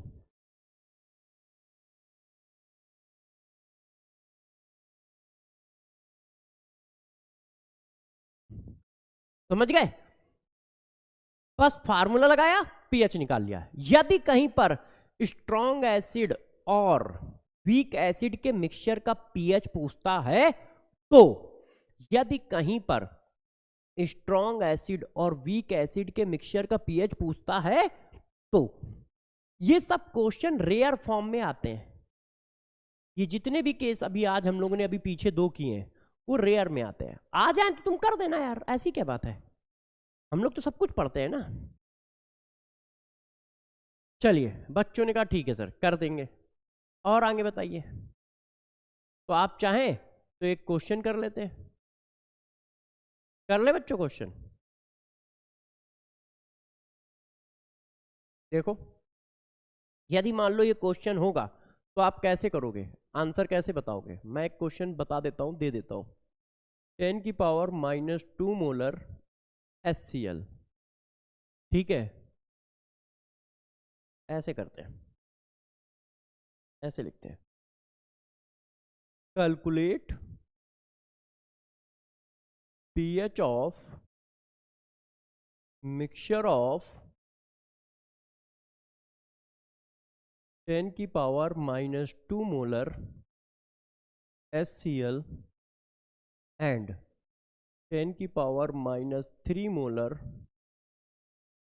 Acetic acid.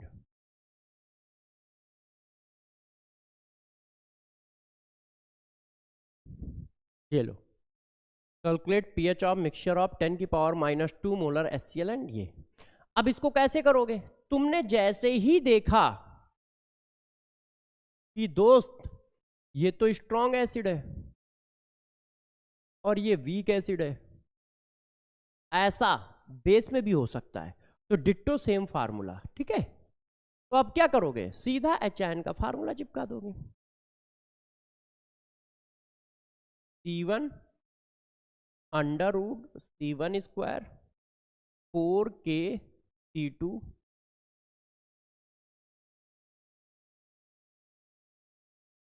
Divided by 2। C1 कितना है? 10 की पावर -2, 10 की पावर -2 का स्क्वायर 10 की पावर -4,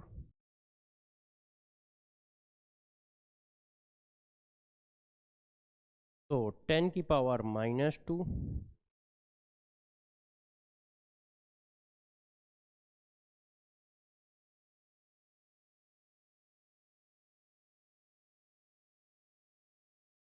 आप सभी बच्चे जानते हैं।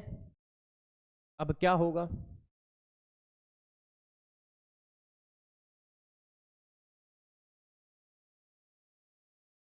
अब देखो यार बच्चों, ये 4 × 10 की पावर -8 है और ये 10 की पावर -4 है, तो ये तो बहुत बड़ी वैल्यू है। तो जब हम इसको सॉल्व करेंगे तो मेरे हिसाब से ये ऐसे आएगा, 3 0 के बाद 4 ऐसे।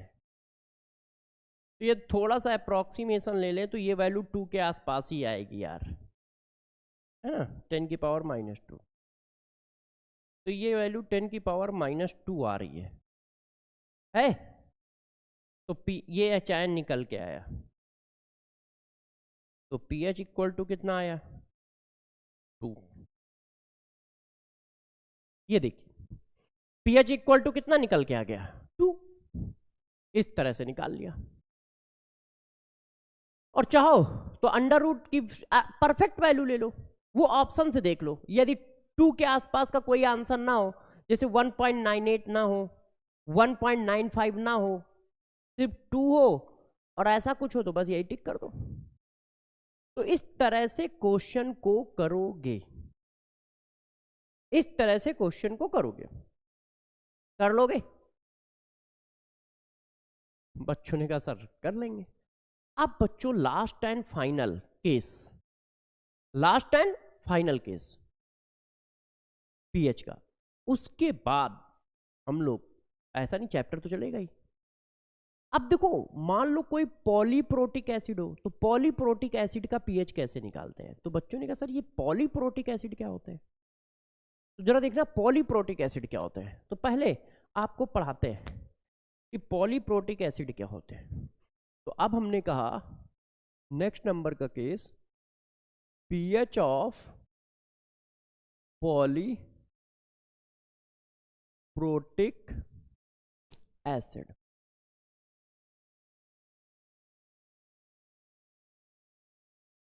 देखो यार दोस्त, एसिड जो होते हैं ना, 2 कैटेगरी में डिवाइड कर दिए जाते हैं। वो कौन सी 2 कैटेगरी हैं? देखिए, एसिड, एसिड को 2 कैटेगरी है, मोनो प्रोटिक एसिड और एक poly protic acid. Monoprotic acid क्या है, पॉलीप्रोटिक एसिड क्या है, इसको जरा देख लो। मोनोप्रोटिक एसिड क्या है, पॉलीप्रोटिक एसिड क्या है? देखो ऐसे एसिड जो एक प्रोटॉन इशू करते हैं उनको मोनोप्रोटिक एसिड कहते हैं। Release 1 mole 1 H ion by 1 mole acid.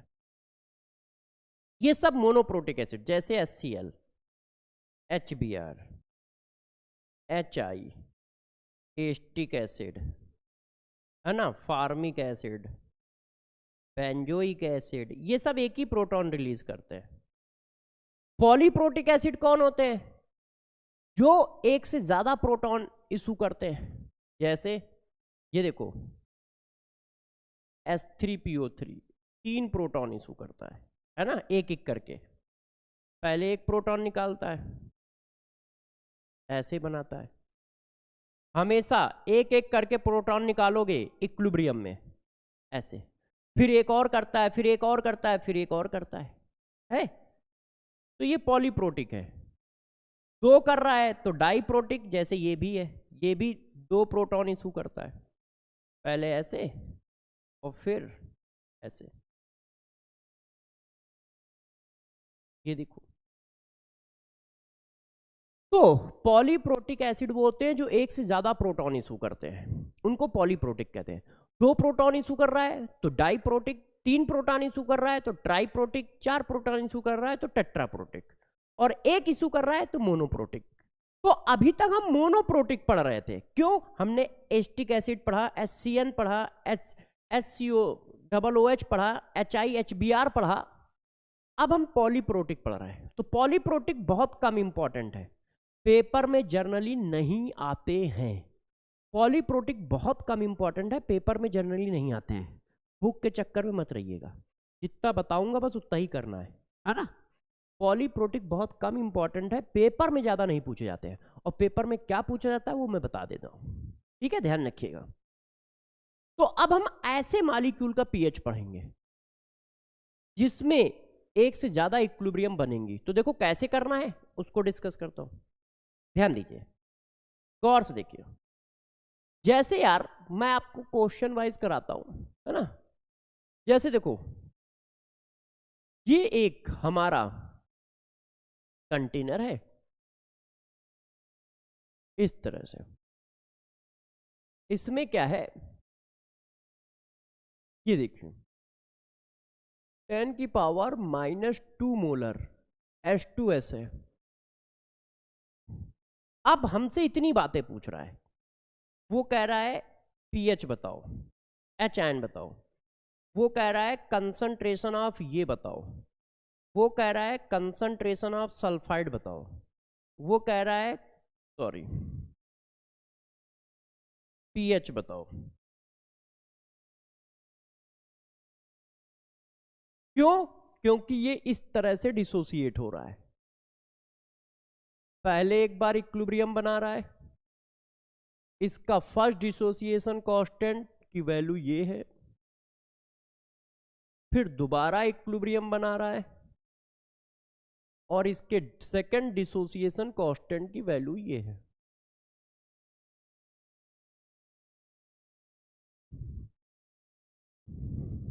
एक चीज और है, H2S का कंसंट्रेशन। इतनी चीजें वो पूछ सकता है और कुछ नहीं पूछ सकता। अब मान लो वो कह रहा है इसका बताओ, पीएच बताओ, एच आयन कंसंट्रेशन बताओ, सल्फाइड आयन कंसंट्रेशन बताओ, तो हम कैसे निकालेंगे? हम कैसे निकालेंगे? हम कैसे निकालेंगे? देखो इनमें से कुछ पूछेगा, तो ऐसी सिचुएशन में कैसे डील किया जाता है, कैसे करना है जरा समझो। आपको 2 कॉन्सेप्ट देता हूं, CHD याद रखना, मस्त क्वेश्चन चलेगा यदि CHD याद है तो, है ना। तो पहले तुम्हें CHD लिख देता हूं, और जर्नली अभी तक जितने भी क्वेश्चन आए हैं वो इसी CHD से सॉल्व हो जाएंगे। CHD नंबर 15 क्या है? यदि K2 की वैल्यू, गौर सुनिए, यदि K2 की वैल्यू 1 × 10⁻⁻8 से छोटी हो, यदि K2 की वैल्यू, K2 मतलब सेकंड डिसोसिएशन कांस्टेंट, ये देखो ये सेकंड डिसोसिएशन कांस्टेंट है, यदि K2 की वैल्यू 10⁻⁸ से छोटी है, तो गौर सुनिएगा मैं क्या लिखने जा रहा हूं, तो इसको तुम मोनोप्रोटिक मान के सॉल्व कर दो। मतलब सेकंड वाला डिसोसिएशन मानो ही नहीं। क्यों? क्योंकि सेकंड वाला डिसोसिएशन निग्लेजिबल हुआ होगा। वैल्यू देखो जरा, 10 की पावर -14 लिखी है, तो इसका मतलब ये वाला डिसोसिएशन तो निग्लेजिबल है, तो हम सेकंड डिसोसिएशन को कंसीडर ही नहीं करते, भूल जाते हैं कि हुआ ही नहीं है, हम इसको मोनोप्रोटिक मान के सॉल्व कर देते हैं। तो क्वेश्चन को मोनोप्रोटिक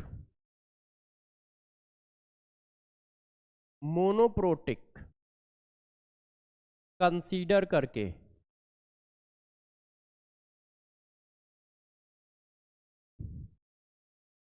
करके सॉल्व कर दो। मतलब सेकंड डिसोसिएशन को निग्लेक्ट करना है ना? इसका मतलब क्या हुआ? सेकंड, ठीक है, डिसोसिएशन को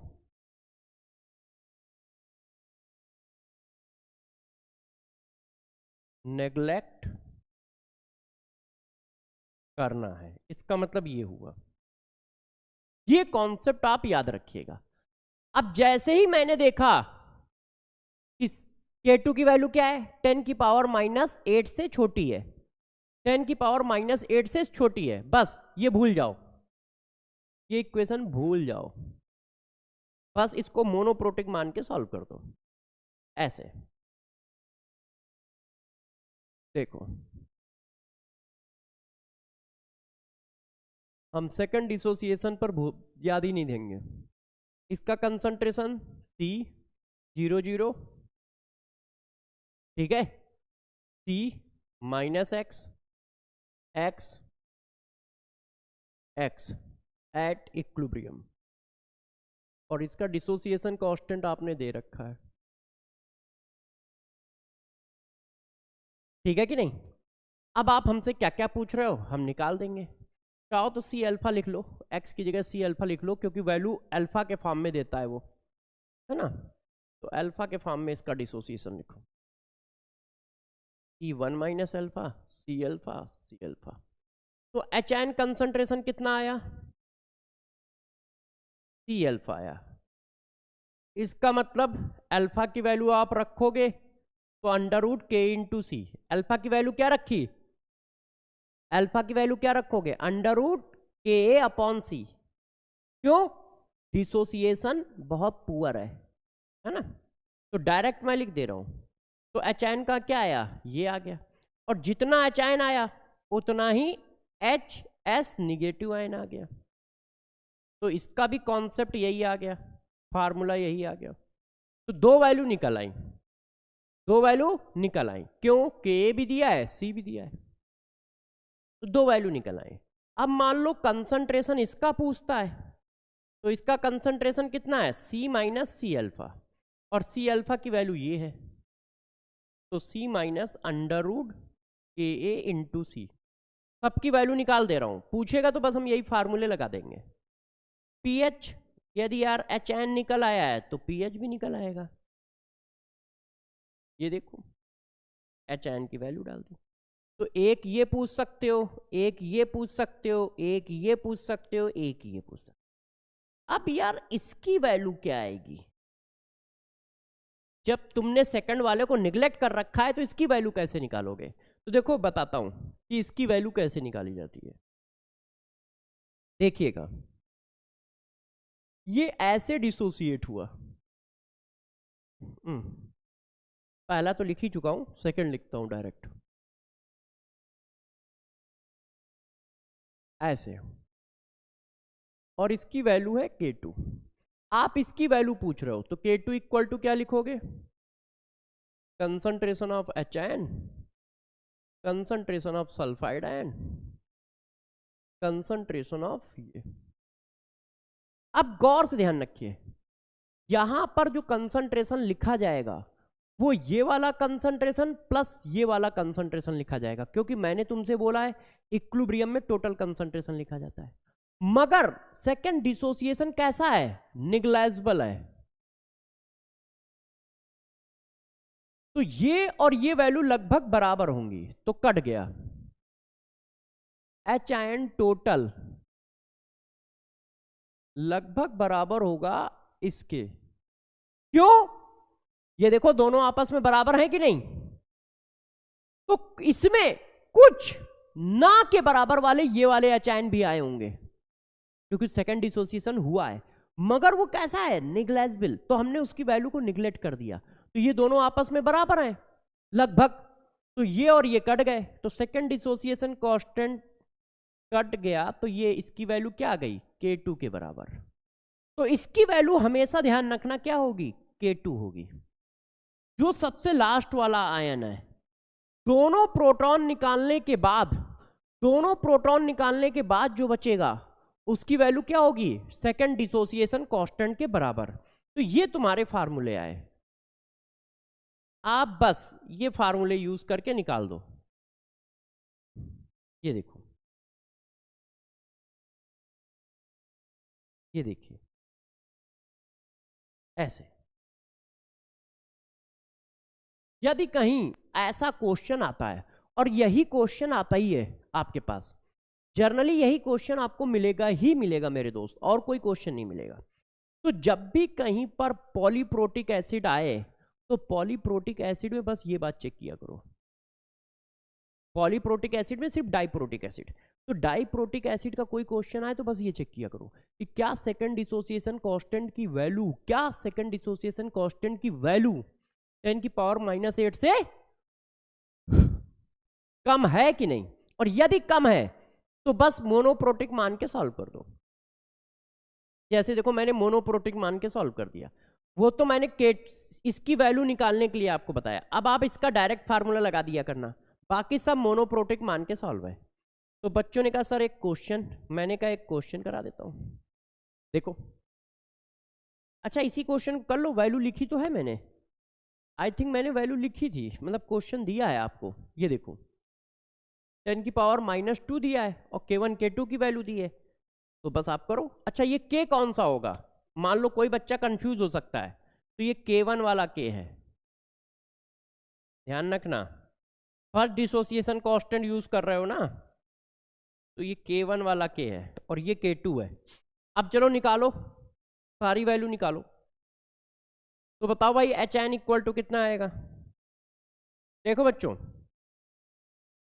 एच एन की वैल्यू क्या है, √KA इंटू K1 इंटू सी। इसको सही से लिख दूं, नहीं तो बच्चे भूल सकते हैं, है ना, गलती कर जाएंगे तो बेचारों का। देखो बच्चों यार,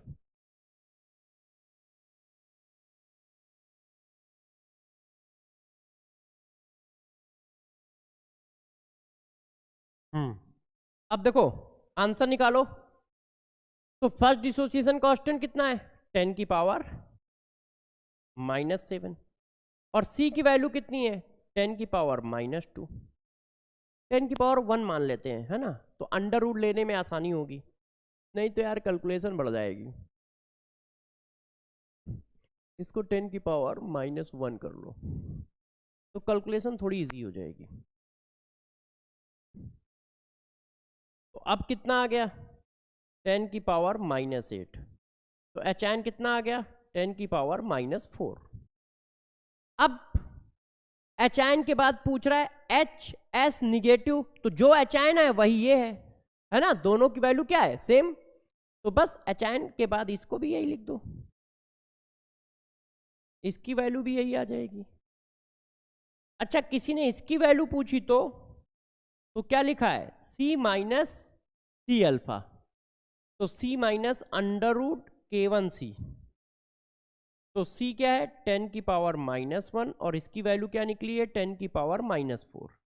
तो अप्रॉक्सीमेशन लेके सॉल्व करोगे तो कितनी आएगी, कोई बताएगा यार, इसको सॉल्व कैसे करोगे, तो पहले तुम्हें 3 जीरो बढ़ाने पड़ेंगे, तो 3 जीरो बढ़ाने पर ये ऐसे आएगा, ये ऐसे आएगा। अब इससे एक माइनस करोगे, तो यार 1000 से एक माइनस कर दोगे तो क्या आएगा, 999, 999 इंटू 10 की पावर -4, ये आया 9.9 इंटू 10 की पावर -1, 10 की पावर -2, ये देखो, ठीक है। अब दूसरी बात क्या पूछ रहा है, सल्फाइड आयन की वैल्यू। तो सल्फाइड आयन की वैल्यू किसके बराबर होगी, K2 के, और K2 की वैल्यू कितनी है, इतनी। पीएच निकालना है तो H आ गया है, पीएच का फार्मूला लगा दोगे 4 आ जाएगा। पीएच का फार्मूला लगा दो, पीएच इक्वल टू 4 आ गया।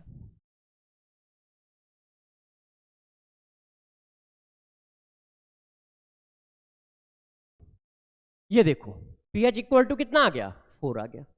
तो यार इस तरह से क्वेश्चन करना है, तो आपके सिलेबस में यही वाला केस आएगा, जब K2 की वैल्यू 10 की पावर -8 से छोटी हो।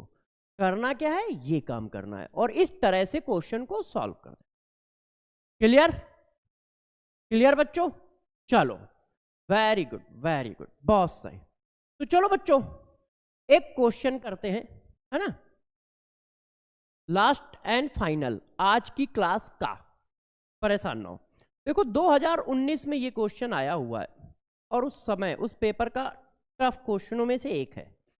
चलो इसको करते हैं एक एक करके, ठीक है, और देखते हैं क्या कह रहा है। The pH of a mixture of containing 400 ml of 0.1 molar H2SO4, मतलब strong acid, and 400 ml of 0.1 molar NaOH will be approximate 1.3। ठीक है, ये सही है या गलत देख लेते हैं, है ना। एसिड और बेस के मिक्सचर के 3 केस कराए थे, उसमें कौन सा केस है चेक कर लेते हैं, एक एक करके चेक कर लेंगे, पहले पढ़ लेते हैं। Ionic product of water is depend upon temperature, ये तो सही स्टेटमेंट है। Consider the following statement, the correct statements are. तो सेकंड वाला तो देखो बिल्कुल सही है, तो चेक कर लो सेकंड वाला किसमें नहीं है, जिसमें नहीं है वो आंसर हो ही नहीं सकता है। सेकंड सेकंड सेकंड सेकंड, समझ रहे हो, हम लोगों से तेज है वो, उसको पता था कि ये इतना बेसिक पॉइंट है तो हर बच्चे को आता होगा, तो उसने चारों ऑप्शन में डाल रखा है, इससे क्वेश्चन नहीं सॉल्व हो रहा है और पढ़ना पड़ेगा। अच्छा, ए मोनोबेसिक एसिड, जो अभी बताया था मोनोप्रोटिक एसिड, मोनोप्रोटिक एसिड को ही मोनोबेसिक एसिड कहते हैं।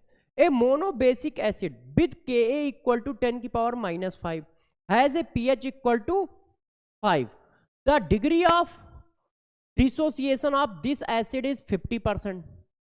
अब पता नहीं, ये तो सॉल्व करने भी पता चलेगा, मगर चलो पढ़ लेते पहले। The Le Chatelier principle is not applicable of common ion effect, ये गलत स्टेटमेंट है। आपको मैंने इसी से तो पढ़ाया था कि यार कॉमन आयन इफेक्ट कुछ नहीं होता है, ली चटेरियल प्रिंसिपल ही होता है। एक मिनट बच्चों,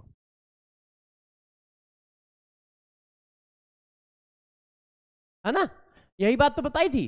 तो देख लो फोर्थ किस में है, तो ये ऑप्शन गलत हो गया। क्यों फोर्थ गलत है, और कोई कट रहा है नहीं। अब दोस्त हम लोगों को क्वेश्चन करना ही पड़ेगा। पहले मैं सोच रहा था शायद ऐसे ही कट के आंसर आ जाए, मगर क्वेश्चन तगड़ा था उस समय का, तो ये ऐसे नहीं आएगा। अब पहला वाला सॉल्व करो कि ये सही है या नहीं। तो देखो मैंने जैसे पढ़ाया था मैं वैसे ही सॉल्व कर रहा हूं। M इंटू वी करोगे तो मोल किसके आएंगे, HN के, H2SO4 के, और उसको HN बनाने के लिए 2 का मल्टीप्लाई। तो मैं देखो मोल ऑफ HN निकाल रहा हूं,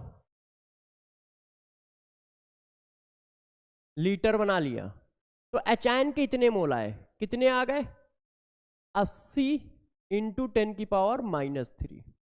अब OHN के निकालो, 400 10 की पावर -3, M इंटू वी कर रहे हैं 0.1, और OH के नीचे भी कितना लिखा है 1, और इसके नीचे 2 लिखा था, इसलिए 2 का मल्टीप्लाई। तो ये आया 40 इंटू 10 की पावर -3।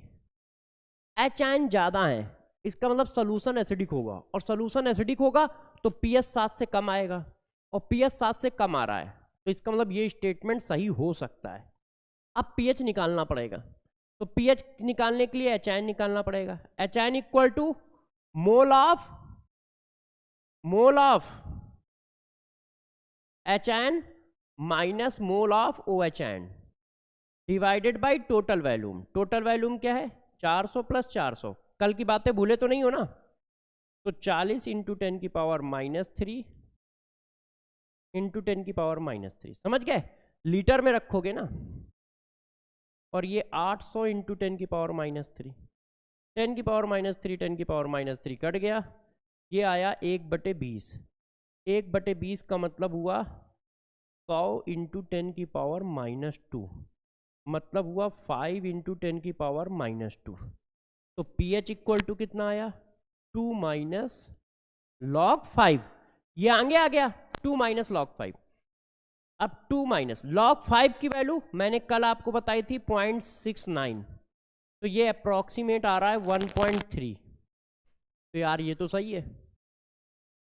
तो पहला स्टेटमेंट सही है। अब चेक करो पहला स्टेटमेंट किसमें है, इसमें भी है, इसमें नहीं है, तो ये आंसर नहीं हो सकता क्योंकि पहला सही है। इसका मतलब अब आंसर या तो ये है या ये है। अब हमें एक और स्टेटमेंट चेक करना पड़ेगा, थर्ड वाला। यदि थर्ड भी सही है तो ये आंसर, और थर्ड नहीं सही है तो ये आंसर। एक mono basic acid with Ka equal to 10 की power -5, pH equal to 5, the degree of dissociation of this acid is 50%। देख लेते हैं। यदि मोनो बेसिक एसिड है तो ऐसे ब्रेक होगा इस तरह से। इसका Ka भाई ने दे रखा है, और HIN 10 की पावर -5। क्यों? अरे यार pH इक्वल टू 5 है, तो HIN इक्वल टू क्या होता है? तो यदि HIN इतने हैं तो AIN भी उतने ही होंगे, 1:1 में है ना। और इतना इसके कंसंट्रेशन से माइनस हो गया होगा ऐसा। तो बच्चे कह रहे हैं सर आप कंसंट्रेशन क्यों निकाल रहे हो? क्योंकि वो अल्फा पूछ रहा है, और अल्फा इक्वल टू क्या होता है? √K/C। या तो ये लगा लो या फिर आप ये वाला फार्मूला लगा लो। HIN इक्वल टू क्या होता है? C∝। HIN इक्वल टू क्या होता है? C∝। ये यूनिवर्सल फार्मूला है, तो आप यूनिवर्सल फार्मूला लगाओ। तो HIN तो दिया है, अब C मिल जाए तो अल्फा निकल आएगा। तो हम C निकालना है, अब C निकालो। तो ये देखो ठीक है, ये बात समझ पाए कैसे लिखा भाई? C माइनस C∝, C∝, तो इसका मतलब ये C∝ की वैल्यू है, और ये भी C∝ है, और ये C∝। अब इसको कैसे करोगे? Ka इक्वल टू 10 की power concentration of product, concentration of reactant. इसकी वैल्यू कितनी है? 10 की पावर 5। कट गया। तो C की वैल्यू कितनी आ रही है? ये एडवांस का क्वेश्चन है, ये मेंस में आ गया है, मगर दोस्त ये एडवांस का क्वेश्चन है। क्यों?